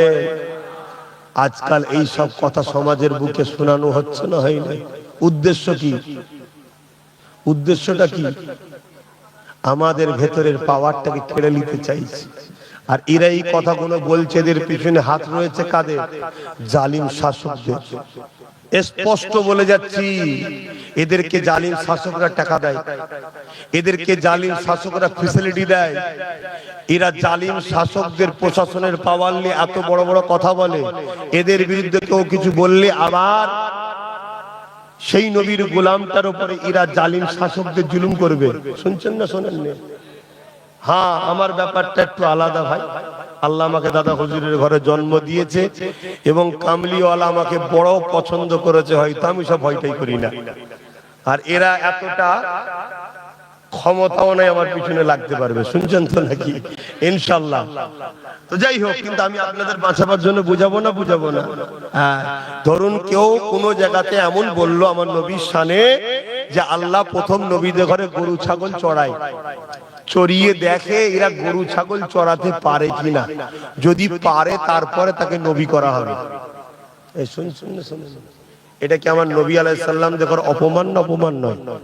নবীদেরকে যারা অপমান করে, সে যদি মুফতি হয়, মাওলানা হয়, বক্তা হয়, হাজি হয়, গাজী হয়, ওরা ঈমান আছে। আর ওই বক্তব্যটা শুনে যারা যারা চুপ করে থাকবে তার ঈমান থাকবে। তো সমাজে যদি বেঈমান বেড়ে যায়, জালিমদের কাছে ইসলামকে যখন শেষ করবে আর বাঁচাতে পারবে? পলিসিটা বুঝতে পারছেন তো নাকি? এজন্য বলবো নবীকে ভালোবাসেন, নবীকে প্যার করেন।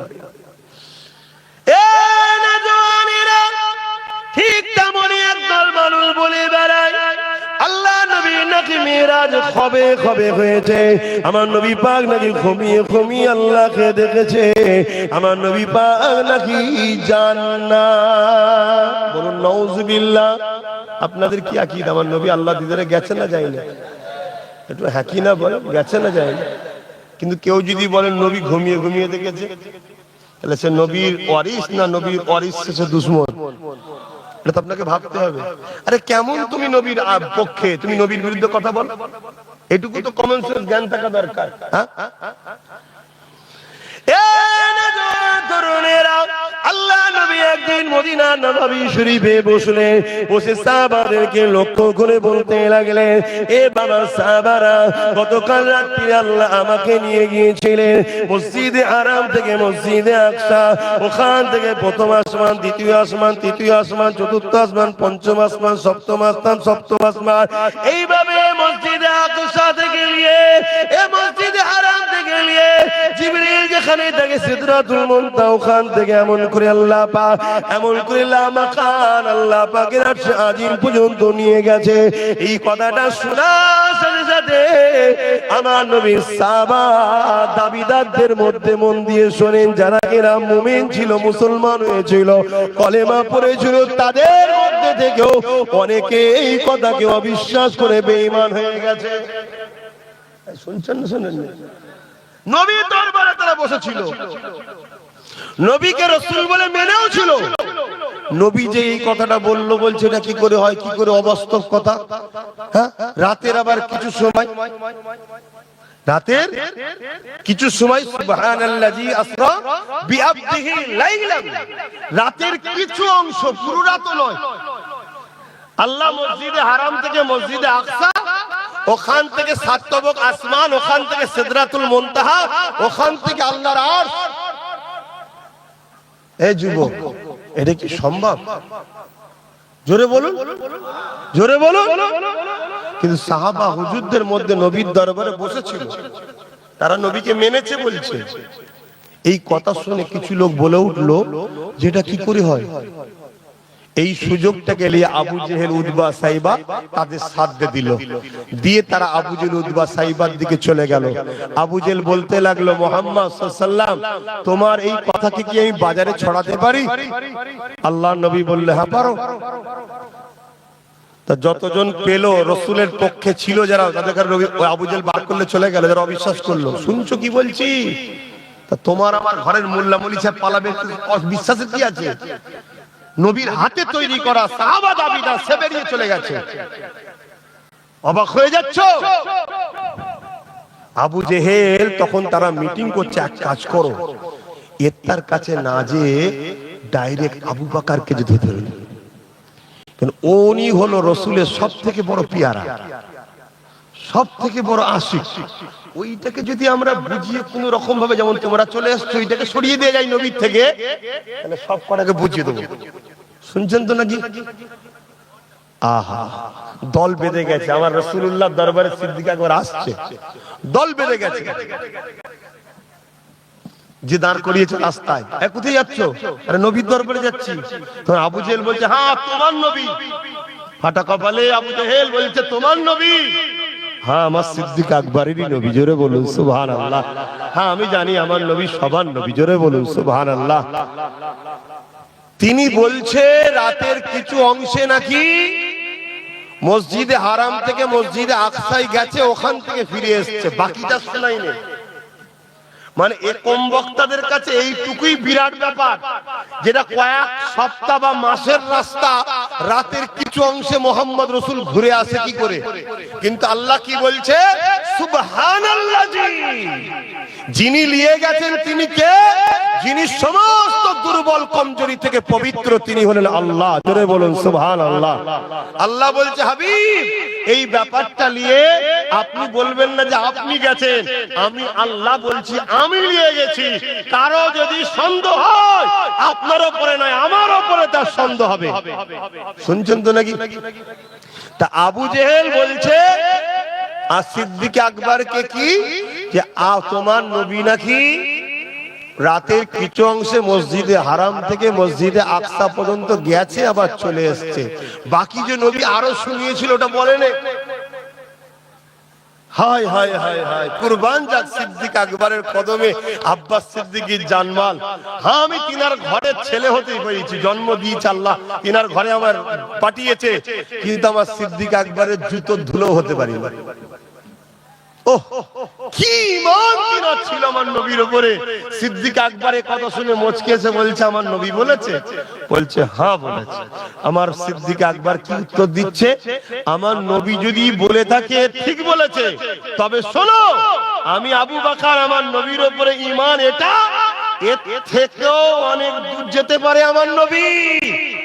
সাত তবক আসমান পার করে, কাবা কাউসাইন পার করে, আও আদনা পার করে, লা মাকান যেখানে টাইম নাই, ওয়াক্ত নাই, কাল নাই, সেখানেও আমার নবী যাবার ক্ষমতা রাখে। জোরে বলুন সুবহানাল্লাহ, আরো জোরে বলুন সুবহানাল্লাহ। আল্লাহ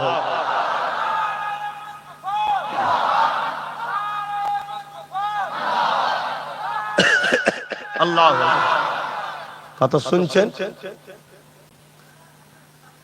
তাহলে সিদ্দিক আকবরের কাছে যেটা লুকিয়েছিল ওইটার উপরও সিদ্দিক আকবর বললেন আমার ঈমান নবী যদি বলে আমি আল্লাহ থেকে এসেছি, ওটাও আবু বকর বিশ্বাস করে ওনার ক্ষমতা আছে। জোরে বলুন সুবহানাল্লাহ।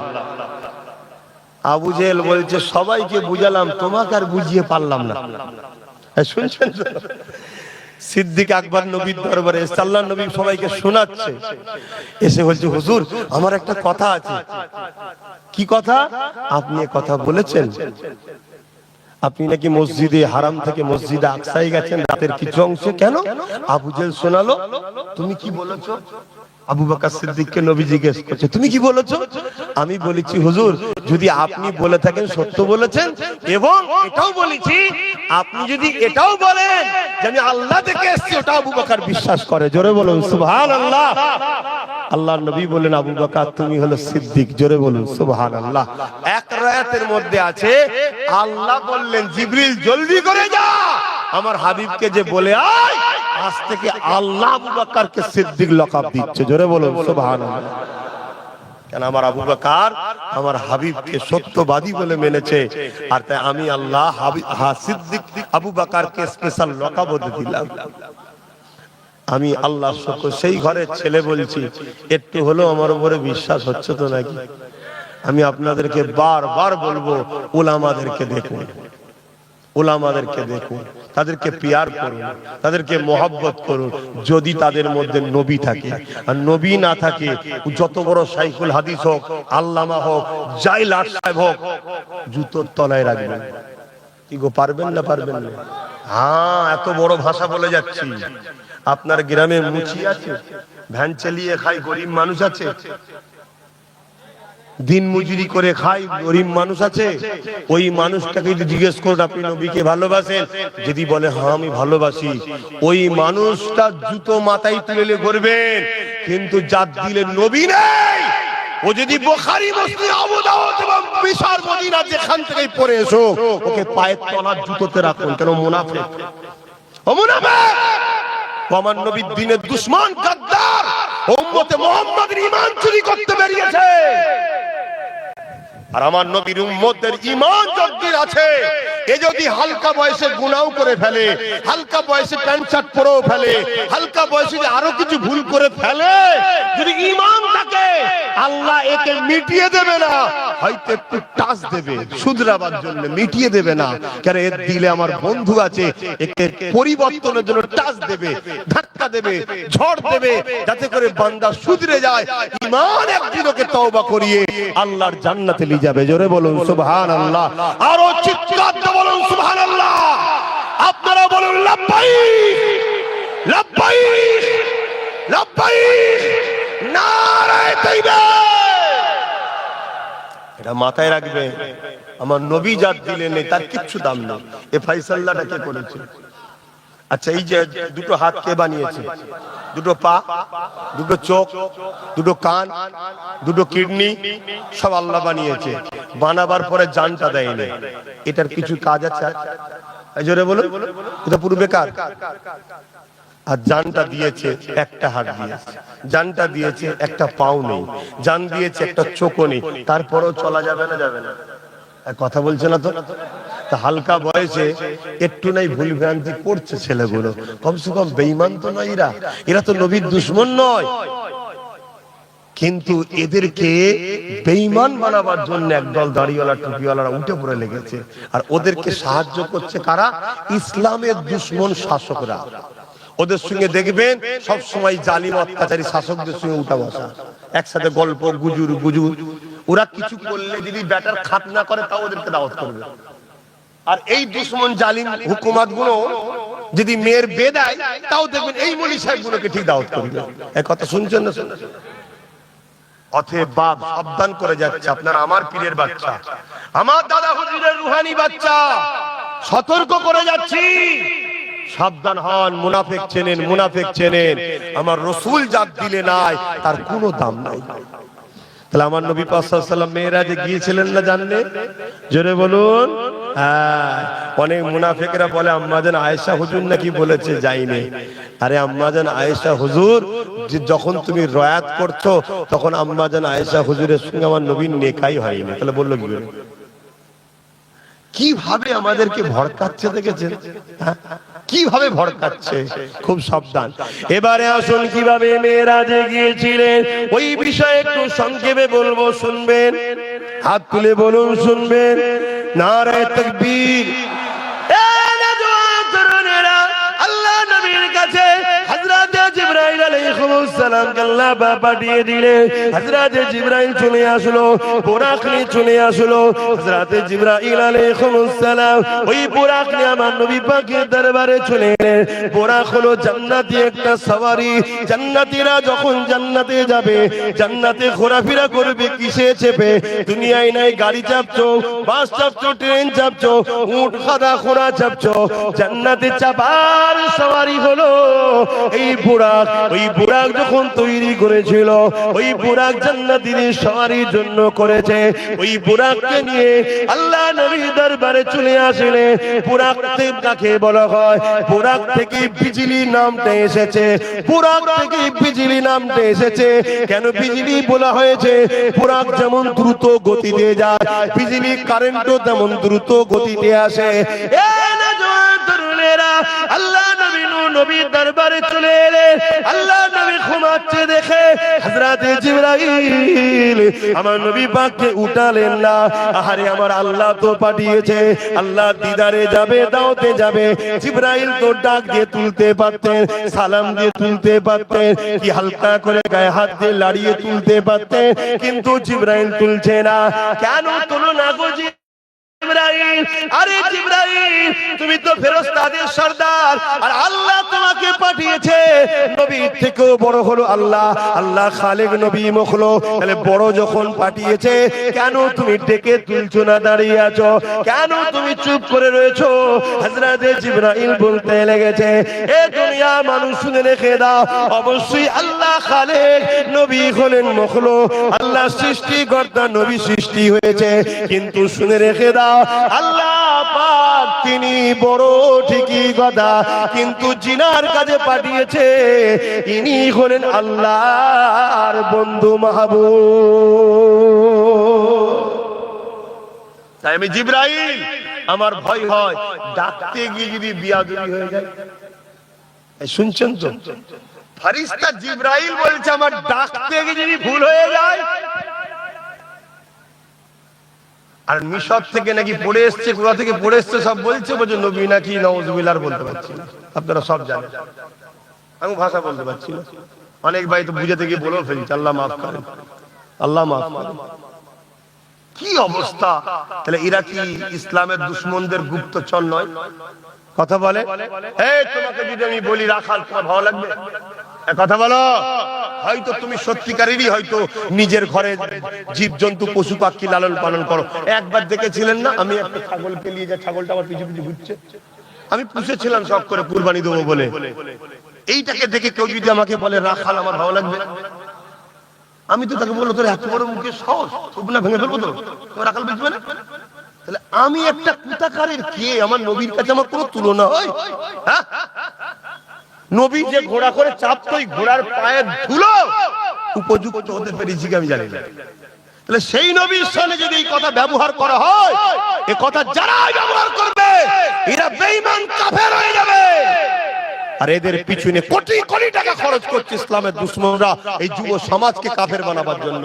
ওই কথা শুনে এই মজলিসে যারা যারা বসে থাকবে, প্রতিবাদ না করে সব বেঈমান হয়ে যাবে। এই শুনছো না শুনুনি? হ্যাঁ, ইসলাম অন্যায়ের প্রতিবাদ করার নাম। আর নবীর ব্যাপার এলে চুপ থাকা যাবে না।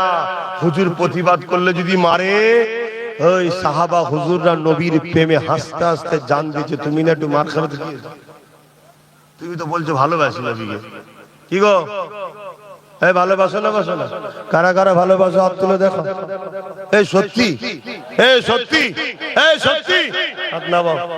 ভালোবাসা কাকে বলে একটা বলে যায়, উহুদের ময়দানে লড়াই হতে লেগেছে, আল্লাহ নবীর বিরুদ্ধে মুশরিক কাফের জালিমরা আঘাত করতে লেগেছে, ইসলামের উপরে আঘাত করতে লেগেছে, সাহাবা হুজুর দিগাকে নবী আমার নিয়ে ডিফেন্সে নেমেছে।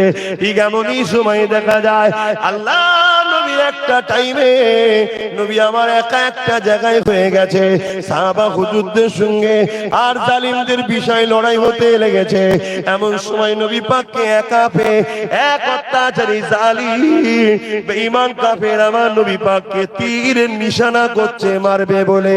আমার নবী পাকের একজন সাহাবী ছিলেন একটু দূরে, তিনি দেখতে পেয়ে গেলেন, তিনার নাম হলো হযরতে তালহা রাদিয়াল্লাহু তাআলা। তিনি দেখতে পাওয়ার সঙ্গে সঙ্গে ছুটে এসে গেছে, কিন্তু তিনার হাতেও কিছু ছিল না যেটা দিয়ে তীরটাকে রুখবে। এই যে তীরটা আমার নবীর সিনায় লাগার কথা ছিল, আল্লাহ নবীকে সিনার সঙ্গে জড়িয়ে নিয়ে ওই তীরটাকে সাহাবী নিজের পিঠে লাগিয়ে দিল। আবার যেদিকে তীর আসছে ঘুরে যেতে লেগেছে, ঘুরে যেতে লেগেছে। এইভাবে ৭৯ থেকে ৮০টা তীর আমার নবী পাককে লাগার কথা ছিল, ওই সাহাবীটা নিজের সিনা নিজের পিঠে লাগিয়ে নিয়েছে।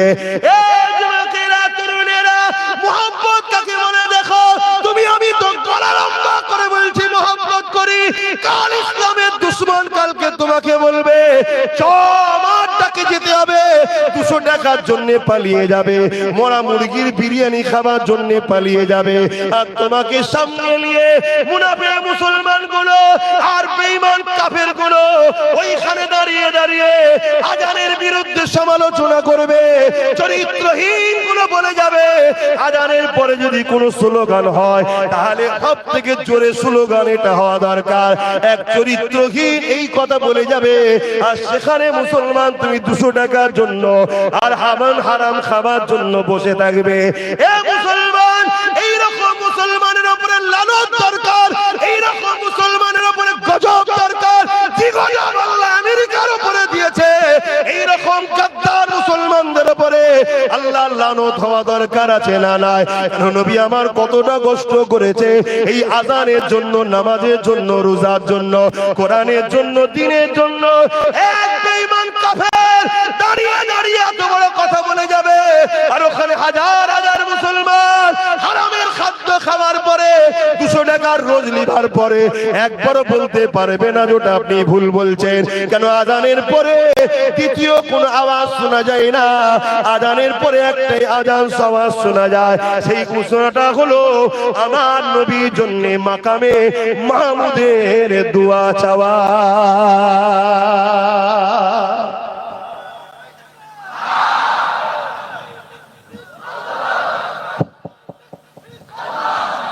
কথা ভুল বলছি? এইরকম যদি মুসলিম এলাকায় এসে ইসলাম বিদ্বেষী কুকুরগুলো যদি এত বড় বড় কথা বলে যায়, আর এর প্রতিবাদে যদি মুসলিম সমাজ তাদের বিরুদ্ধে আন্দোলন না করে, তাদেরকে বয়কট না করে, তাদেরকে যদি ডিভোর্স না দেয়, তাদের বিরুদ্ধে যদি আওয়াজ না তোলে, তাহলে কিসের ইমানদার দাবি করো? বলো। এর বিরুদ্ধে প্রতিবাদ হওয়া দরকার, এর বিরুদ্ধে মিছিল হওয়া দরকার, এর বিরুদ্ধে আন্দোলন হওয়া দরকার। এ জাহান্নামের কুত্তা বেঈমান, তুই যাকে ভালো লাগে তাকে নিয়ে থাকবে যা, যাকে পছন্দ হয় তাকে নিয়ে থাকবে যা। তোকে এই সাহসটাকে দিল, তুই এই কথা বললি কি করে যে আযানের পরে যদি কোনো ধমনী জোরে শোনা যায় সেটা হলো অমুক স্লোগান, এটা দিবার সাহস তোকে কে দিল? এটা বলা দরকার ছিল না? ছিল না? কিন্তু একটা মোল্লা মৌলভী সাহেব, ইমাম সাহেব, পীর সাহেব কথা বলেছে। কথা বলো, কেউ প্রতিবাদ করেছে? কেউ প্রতিবাদ করেনি, কেউ প্রতিবাদ করেনি। তোমার নবীর গোলামটা প্রতিবাদ করছে, তোমাদের খারাপ লাগছে? কিন্তু এই প্রতিবাদ করার জন্য কি বলবে? আগামী দিন জলসায় আসতে দেবো না। কেন আসতে দিবিনি রে? না আমাদের হাতে রাজ ক্ষমতা আছে। তাহলে রাজ ক্ষমতা যখন শয়তানের হাতে চলে যায়, সে তো ইসলামকে মিটাবে। এই রাজ ক্ষমতা যখন ইসলামের দুশমনের হাতে চলে যাবে, সেটা ইসলামকে মিটাবে। তা তোমার পেটের জন্য, তোমার দুটো টাকার জন্য, তোমার ভাতের জন্য তুমি ইসলামের দুশমনকে ক্ষমতায় বসাচ্ছ? বুঝতে হবে না? হ্যাঁ, ওর তো উচিত ছিল ও যা করছিস করে যে আমার ইসলামের বিরুদ্ধে কথা বলবি না, ঠিক না বে? ঠিক। আর কতদিন মুসলমান নিজের ধর্মকে এত অপমান করবে? হ্যাঁ, আর কতদিন করবে? মাদ্রাসায় নাকি জঙ্গি পাওয়া যাচ্ছে। এই মাদ্রাসায় জঙ্গি পাওয়া যায় মানে কি? মাদ্রাসায় জঙ্গি পাওয়া যায় মানে কি? নবীর ইসলামকে অপমান করা নয়? আরে অসুবিধা হচ্ছে তোমাদের, গায়ে লাগছে? তাহলে সারা দিচ্ছ নি কেন? মাদ্রাসাকে অপমান করা মানে নবীকে অপমান। মুর্শিদাবাদে, ভূতে, সীতাতে সব নাকি জঙ্গি পাওয়া যাচ্ছে। এই তো কিছুদিন আগে একটা ছেলেকে নাকি এনকাউন্টার করে মারলো। সে মুসলমান না নামে মুসলমান আমি জানি না। ইসলামে যে দুশ্মনী করে, জুলুম করে, অন্যায় করে, তাকে আমি মুসলমান মনে করতে চাই না, কিন্তু তাকে এনকাউন্টার করে মারলো। তার দুদিন পরে মালদাতে দুজন আবার পুলিশকে গুলি করেছে। তাকে এনকাউন্টার করে মারবে তো? তাহলে মুসলমান হলে সঙ্গে সঙ্গে হই হই। তাহলে এই যে যারা ক্ষমতার জোরে ইসলামকে কালিমা লাগাচ্ছে, মুসলমান ব্যক্তি কি বুঝাতে চাইছে? ইসলাম তো। তাহলে ইসলামকে যারা কালিমা করতে চাইছে, মাদ্রাসা দেখিয়ে ইসলামকে কালিমা করতে চাইছে, আজানের বিরুদ্ধে কথা বলতে চাইছে, এদের বিরুদ্ধে আমাদের লড়াইয়ের দরকার আছে না? না। কিন্তু হাইরে হাইরে, একদল মুসলমান, আমার কওমের ছেলে, আমার ঘরের ছেলে, আল্লাহ একটু চাকর দিয়েছে, একটু ক্ষমতা দিয়েছে, ওই সকল বেঈমানদের বিরুদ্ধে কথা বলবে না। আমার মতো বা আপনাদের মতো ইসলামের পক্ষে কথা বলবে যারা, তাদেরকে বলবে জলসায় গেলে কেস দেবো, জলসায় গেলে কাজ বন্ধ করে দেবো, জলসায় গেলে মারবো, পিটবো। ওই শিক্ষালে শিক্ষালে একজন এরকম করেছিল, এখন ঘরে ঢুকে বসে আছে। শিক্ষালে শিক্ষালে বেঈমান কাফেরকে খুশি করার জন্য আল্লাহ ছেড়ে দিয়ে অন্যজনের কাছে চেয়েছিল, মনে পড়ছে? যে দেখে যা তারই কাফের তাকে ঘরে ঢুকিয়ে দিয়েছে। শুনছেন না? শুনুন, আমার কথা স্পষ্ট। অসুবিধা হচ্ছে নাকি আপনাদের?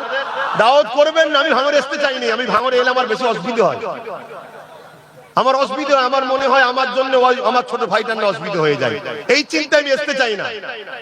কেন? আমি অন্য জগতের মানুষ ভাই, আমি একটু অন্য জগতের মানুষ। আমি কারো ভাবটা ধরিনি ভাই, এইসব কিছু পড়া করি না আমি। কিন্তু তথাপিও চিন্তা হয়, আমি এইসব পড়া করা কথা বলে দেবো, দেখা যাবে ওর হয়তো কিছু সমস্যা হবে নাকি, এইসব চিন্তা হয়। অন্য অন্য জায়গায় হলেও আমি ওই তো যেগুলো দেরি আছে না, অন্য জায়গায় হলে সব এখন ঢুকিয়ে বসে ফেলতাম। আল্লাহ শুকর করে বলছি, অন্য জায়গায় হলে সব এখন বসিয়ে দিতাম, আর না হয় এলাকায় দেখা যেত সব ফাঁকা করে দিতাম। শুধু এখানে বলে পাচ্ছি না, এখানে পাচ্ছি নি, ওই নৌসাদের কি যেন একটা পেরেশানে পড়ে গেছি আমি। আর নাই সব ঠিক করে ফেলবো। পাগলামি ধরেছো? হ্যাঁ, আমার নবী ইসলামের জন্য দান্দা মুবারক শহীদ হয়েছে, আমার নবীর ইসলামের জন্য উহুদের ময়দানে রক্ত ঝরেছে, এই ইসলামের জন্য তাইফের জমিনে নবী পাক রক্তাক্ত হয়ে অজ্ঞানে পড়েছিল, এই ইসলামের জন্য। আর তুমি ইসলামের দাবি করে ইসলামের বিরোধী করছো, তার মানে তুমি ইসলামের দাবি করে বেঈমানকে ইসলামের বিরুদ্ধে বলাচ্ছ, তার মানে এই মেনে লিয়া যাবে? আর এই বিরুদ্ধে একটা কোনো মুফতি মাওলানা কথা বলে? আর যখন আমি বলবো, ওই মুফতি মাওলানা গুলো দাঁড়িয়ে গিয়ে জালিমদের দালালি করবে। এই দিক করলে হবে না, হারামখোর কত খেয়েছিস বল না। আমার আব্বা গুলোর অসুবিধা হচ্ছে না জি? আমার ওই মুরব্বী আব্বা মাথায় হাত দিয়ে বসে বলছিলেন, শুনছে তো নাকি আমার ওই বাপটা ওই যে ওই পিছনে অনেক বয়স হয়েছে বাপের, মনে হচ্ছে ওই যে মুখে হাত দিচ্ছে, আবার মুখ ঘুরিয়ে দিয়ে উনি দেখছে। আব্বা ঠিক বলছি তো নাকি? আলহামদুলিল্লাহ মিটে গেছে। কেন আমার দাদু, 5 দাদুর মনে অস শুনেছে, বয়স দেখে মনে হচ্ছে। বাপ, এ নিঃশ্বাস এক্ষুনি বন্ধ হয়ে যেতে পারে, যতক্ষণ চলছে আল্লাহ ও রসুলের পক্ষে চালাও যদি বাঁচতে চাও, আর নাই সব বরবাদ হয়ে যাবে। নামাজ আছে, আজান আছে, একটু সালামটা দিয়ে নি, এই সুযোগে যদি পারো একটু আরো চেপে চেপে যাবে। ইয়া নবী সালাম, এই তো ঢেলে লিখছি।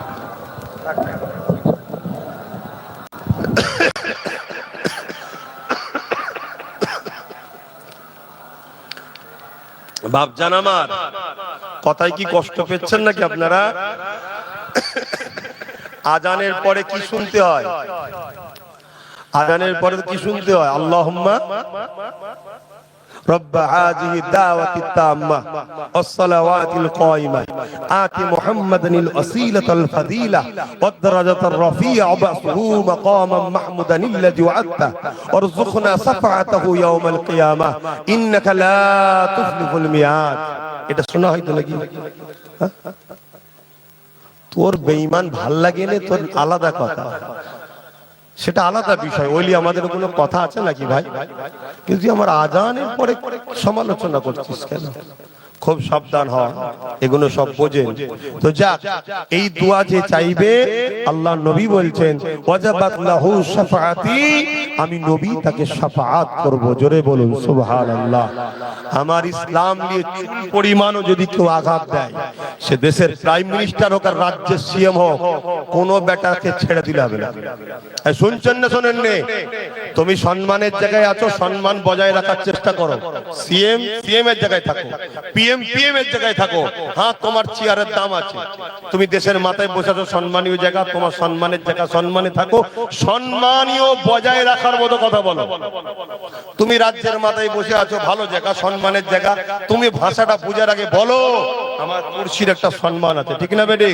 তুমি যদি ওই জায়গায় বসে আমার ইসলামকে যদি সমালোচনা করো, ছেড়ে দেবো নাকি? তুমি মনে করছো আমার হাতে মিলিটারি আছে, পুলিশ আছে, এই আছে, কি করবে কচুপুড়া? কি করবে? কথা ভুল বলছি নাকি? মেরে দেবে?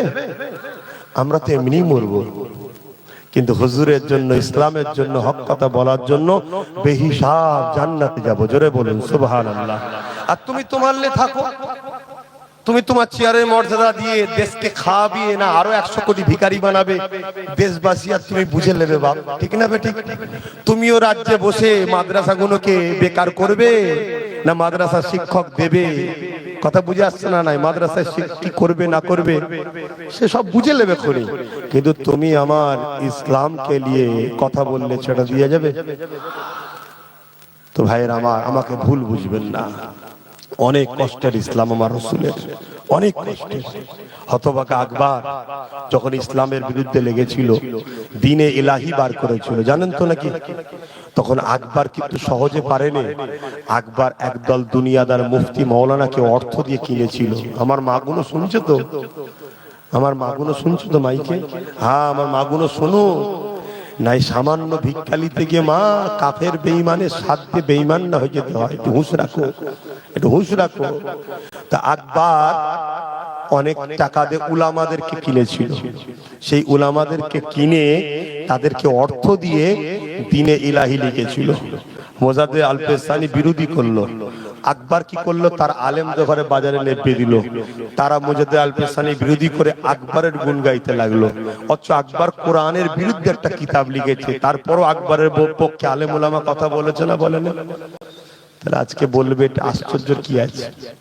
কিন্তু মোজাদ্দেদ আল পেসানি গুটি কতক উলামাদের নিয়ে লড়াই করলেন। আল্লাহ মোজাদ্দেদ আল পেসানিকে বিজয় কামিয়াবি দিলেন। জোরে বলুন সুবহানাল্লাহ। আপনারা আল্লাহ ও রাসূলের পক্ষে থাকবেন না? কি গো, হাত তুলে বলুন, থাকবেন না? হাত লম্বা করে তোলেন, আমি তাকবীর দেব, আপনার আওয়াজ দেবেন নারে তাকবীর। জবান খুলেন নারে তাকবীর। কোরআন ও সুন্নাহ, কোরআন ও সুন্নাহ, দ্বীন ইসলাম, দ্বীন ইসলাম না।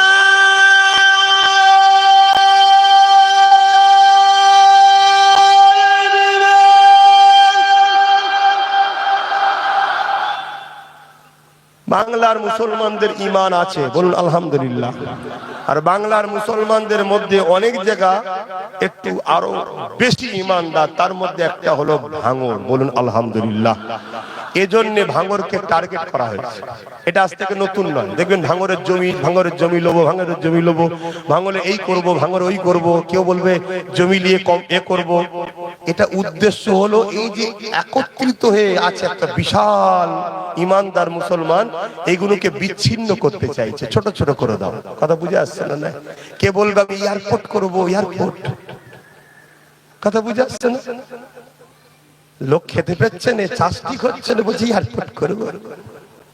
তা এয়ারপোর্টের নামে নিয়ে কি করবে জানেন? জমিটাকে একবার করবে, করার পরে বড় বড় সব ব্যবসায়ীদের হাতে তুলে দেবে, এলাকার যত গরিব টরিব আছে সব তাড়িয়ে দেবে, গ্রামকে গ্রাম ফাঁকা হয়ে যাবে। তাহলে এই যে একটা একত্রিত হয়ে থাকা, এই একত্রিতকে ভেঙে টুকরো টুকরো করে দেওয়া। তবে ভাঙরের বুকে একজন বাদশাহ আছে, সুলতান আসগর আলী রহমাতুল্লাহ আলাইহি, জোরে বলুন সুবহানাল্লাহ। হুজুরের ভয়ে যে আল্লাহ তোমাদেরকে কিন্তু এখনো নিরাপদে রেখেছে, জোরে বলুন সুবহানাল্লাহ।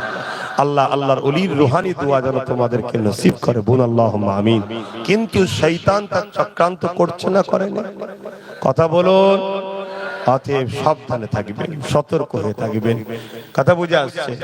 এবং আল্লাহর খাস রহমত, আল্লাহর খাস রহমত, সব জায়গার আন্ডাগুলো ঘোলা হলো, আর ভাঙরের আন্ডা ঠিক আল্লাহ পাক বাচ্চাদের দিয়েছে, বলুন আলহামদুলিল্লাহ।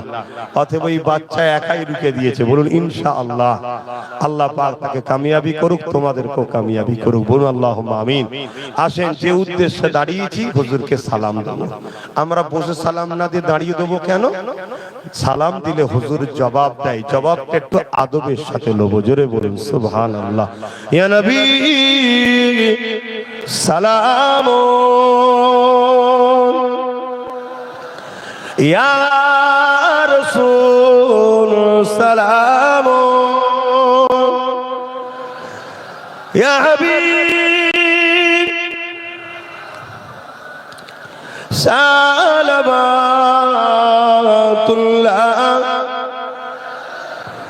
কঠিন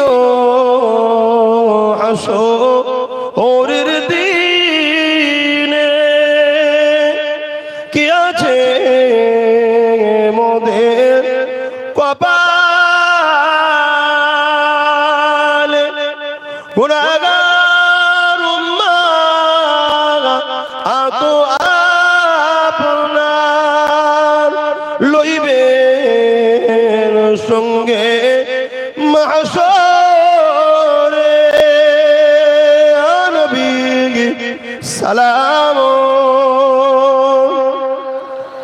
ইয়া রাসূল সালাম, ইয়া হাবিব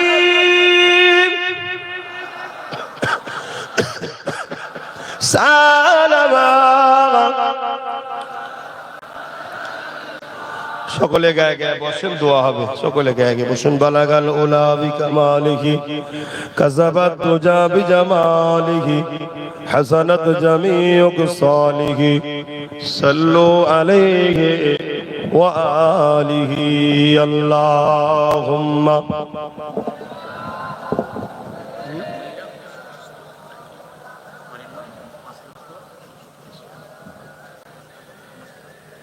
কলেমা শরীফ 5 লক্ষ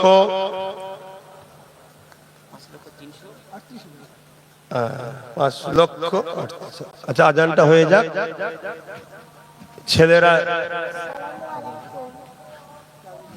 বাবা আজান দিচ্ছি, ঠিক।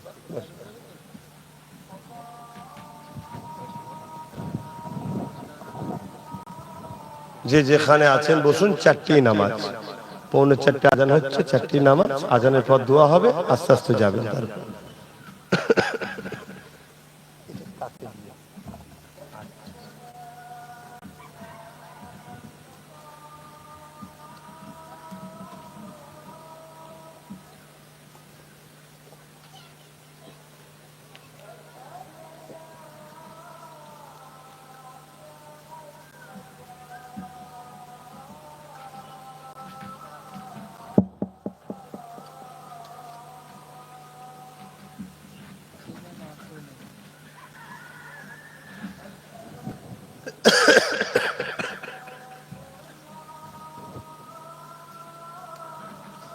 সাল্লাল্লাহু আলাইহি ওয়াসাল্লাম।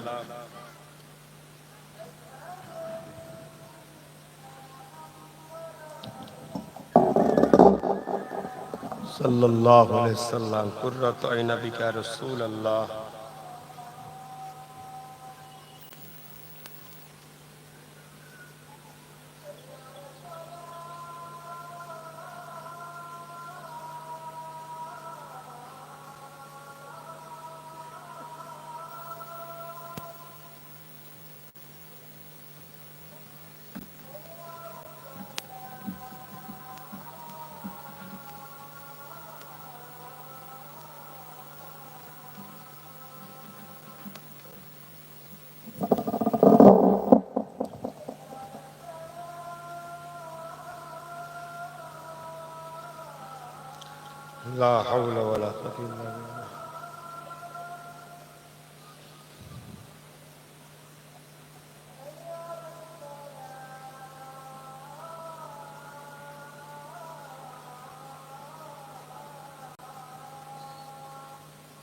লা হাওলা।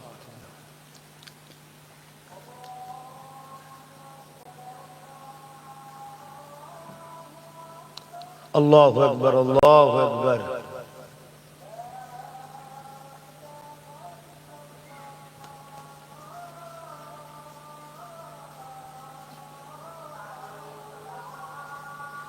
اللهم رب هذه الدعوة التامة الصلاة القائمة آت محمد وسيلة الفضيلة والدرجة الرفيعة وسوء مقام محمود لله وترزقنا الشفاعة إنك لا تخلف الميعاد لا إله إلا الله محمد رسول الله। এটা মহল্লা, তাই তো? হ্যাঁ, মহল্লার হককে আদায় করতে হবে। কেন এখন লাউড স্পিকারে আজান হয়, কথা বুঝে আসছে, অনেক দূরের আওয়াজ শোনা যায়। এজন্য মহল্লার হক আপনাকে আদায় করতে হবে। কি হক? আজান দিলে আজানের জবাব দিতে হবে। কি দেবেন? যেটা মুয়াজ্জিন বলে ওটাকেই আপনি বলতে পারেন, আবার মনে মনে বা আস্তে আস্তে, কথা বুঝে আসছে। আর মুহাম্মদ রাসূলুল্লাহ যখন বলবে তখন সাল্লাল্লাহু আলাইহি ওয়াসাল্লাম বলবে। এক রায়াতের মধ্যে আছে হযরত আবু বকর সিদ্দিক যখনই মুহাম্মদ রাসূলুল্লাহ বললেন, তিনি বললেন কুররাত আইনা বিকা ইয়া রাসূলুল্লাহ বলে বিদ্যাগুলো ফু দিয়ে চোখে মালিশ করলেন, বুলালেন। আল্লাহ নবী দেখলেন। আজান হয়ে যাওয়ার পর নবী জিজ্ঞেস করলেন, তুমি এটা নতুন পদে পেলে কেন? এটা তো হুজুর বলেন বা কোনো সাহাবার ওখানে প্রথম করলেন, এটা কোথা থেকে পেলে? হুজুর আমি তো বললাম আপনি আমার চোখে ঠান্ডা বলে ফু দিয়ে চোখে বোলালাম। আল্লাহ নবী বললেন, আমার এই আবু বকরের দেখানো কাজ যে করবে আমি নবী তাকে জান্নাতে নিয়ে যাবো। জোরে বলুন সুবহানাল্লাহ। কিন্তু অনেকে সময় থাকে না বা বেখেয়ালও হয়ে যায় বা করতে পারে না, কিন্তু অবিশ্বাস করে না, তার বিরুদ্ধেও যেমন ফতোয়া দেওয়া উচিত নয়, আর কেউ করলেও তাকে আবার তার পিছনে লাগাও উচিত নয়। এটা প্রেমের ব্যাপার। প্রেমটাই জোর জবরদস্তি চলে না। একটা বাপের 5টা ছেলে, বাপকে কে কিভাবে ভালোবাসবে, কতটা ভালোবাসবে সব নিজের নিজের ব্যাপার, কিন্তু বাপের কাছে 5 জনই পেয়ারা। ঠিক আছে, আমরা সবাই নবীর উম্মত, আমরা কে কিভাবে হুজুরকে ভালোবাসবো সব নিজের নিজের কাছে, কিন্তু বেয়াদবি যাররা পরিমাণ করলে হবে না। তা আমরা যে হুজুরের অনুসারী, জাবানার মুজাদ্দিদ দাদা হুজুর পীর কেবলা, তিনি আমার নবীকে কত ভালোবেসেছিলেন জানেন? কয়েক সপ্তাহ দিন রাত না খেয়ে দিয়ে জেগে জেগে নামাজ পড়েছে আর দরুদ পড়েছে আর কেঁদেছে, নামাজ পড়েছে দরুদ পড়েছে কেঁদেছে, নামাজ পড়েছে দরুদ পড়েছে কেঁদেছে। একদিন শরীর দুর্বল হয়ে গেল, হুজুর একটা জায়গায় ঠেল দিয়ে বসে বসে দরুদ পড়ছে আর ঘুমিয়ে পড়েছে, চোখ জুড়ে গেছে। আর সঙ্গে সঙ্গে আল্লাহ নবীর দিদার হয়েছে। জোরে বলুন সুবহানাল্লাহ। আল্লাহ নবী বলছে, আবু বকর তুমি আমাকে এত ভালোবাসো, আমার দরবারে আসো। তোমার মুজাদ্দিদ জামান অনেক বড় কথা আজান হয়ে গেছে। তিনি গেছিলেন, সাথে খলিফারাও ছিলেন, বড় হুজুর পীর কেবলা ছিলেন, বসিরহাটের বড় মাওলানা ছিলেন, আরো অনেক হুজুররা ছিলেন। আল্লাহ নবী রওজা মুবারকের ভেতরে আমার দাদা হুজুরকে এক রাত্রি থাকার পারমিশন আমার নবী খোদ নিজে দিয়েছে। জোরে বলুন সুবহানাল্লাহ। ওখানে রাজারও থাকার পারমিশন নেই। ওই যে সোনালী জালিতে ঘেরা যেটা আম্মাজান আয়েশা হুজুরের ঘর, যেখানে আমার নবী আম্মাজান আয়েশা হুজুর একসাথে থাকতেন, কথা বুঝে আসছে? ওই হুজরার ভেতরে আমার রাসূল পাক সাল্লাল্লাহু আলাইহি ওয়াসাল্লাম একদিন থাকতে এক রাত যখন গভীর হয়ে যায়, হুজুর দরুদের ওজিফায় ছিলেন, হঠাৎ করে পুরো রওজার ভেতরে আলোকিত হয়ে গেল।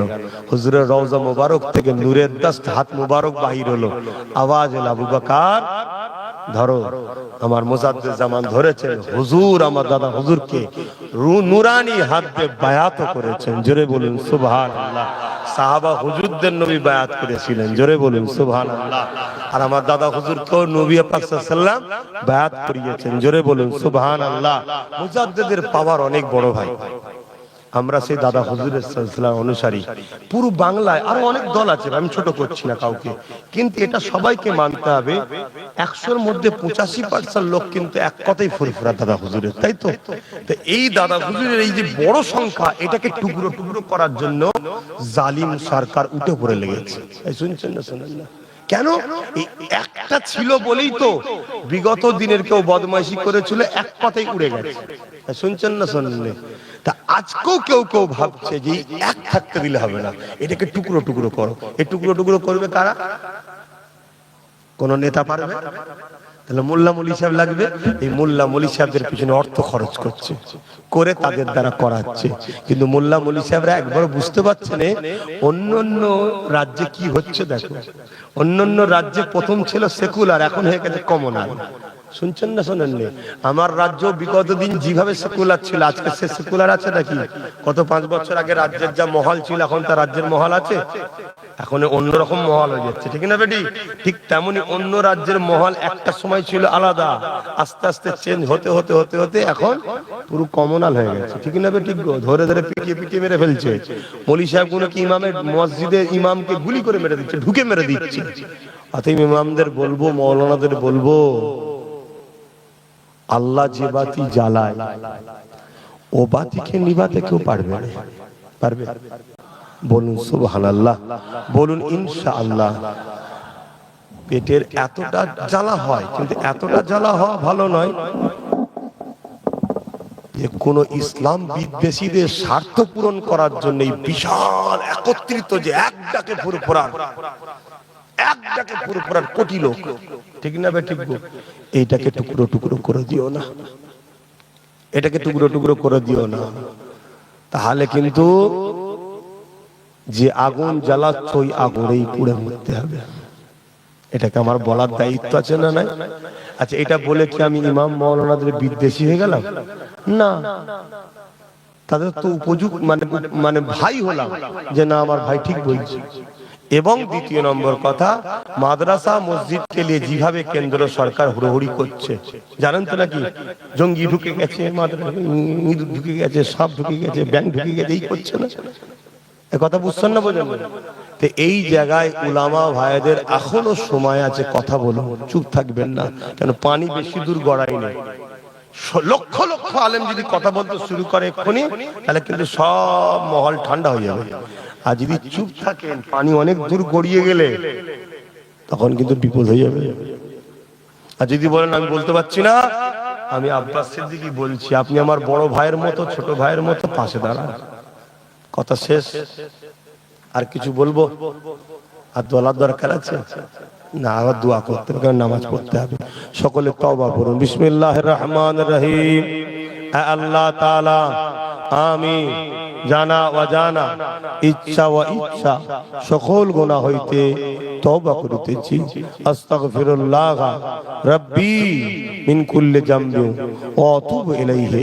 আশহাদু আল্লা ইলাহা ইল্লাল্লাহু ওয়াহদাহু লা শারীকা লাহু ওয়া আশহাদু আন্না মুহাম্মাদান আবদুহু ওয়া রাসূলুহু। লা ইলাহা ইল্লাল্লাহ।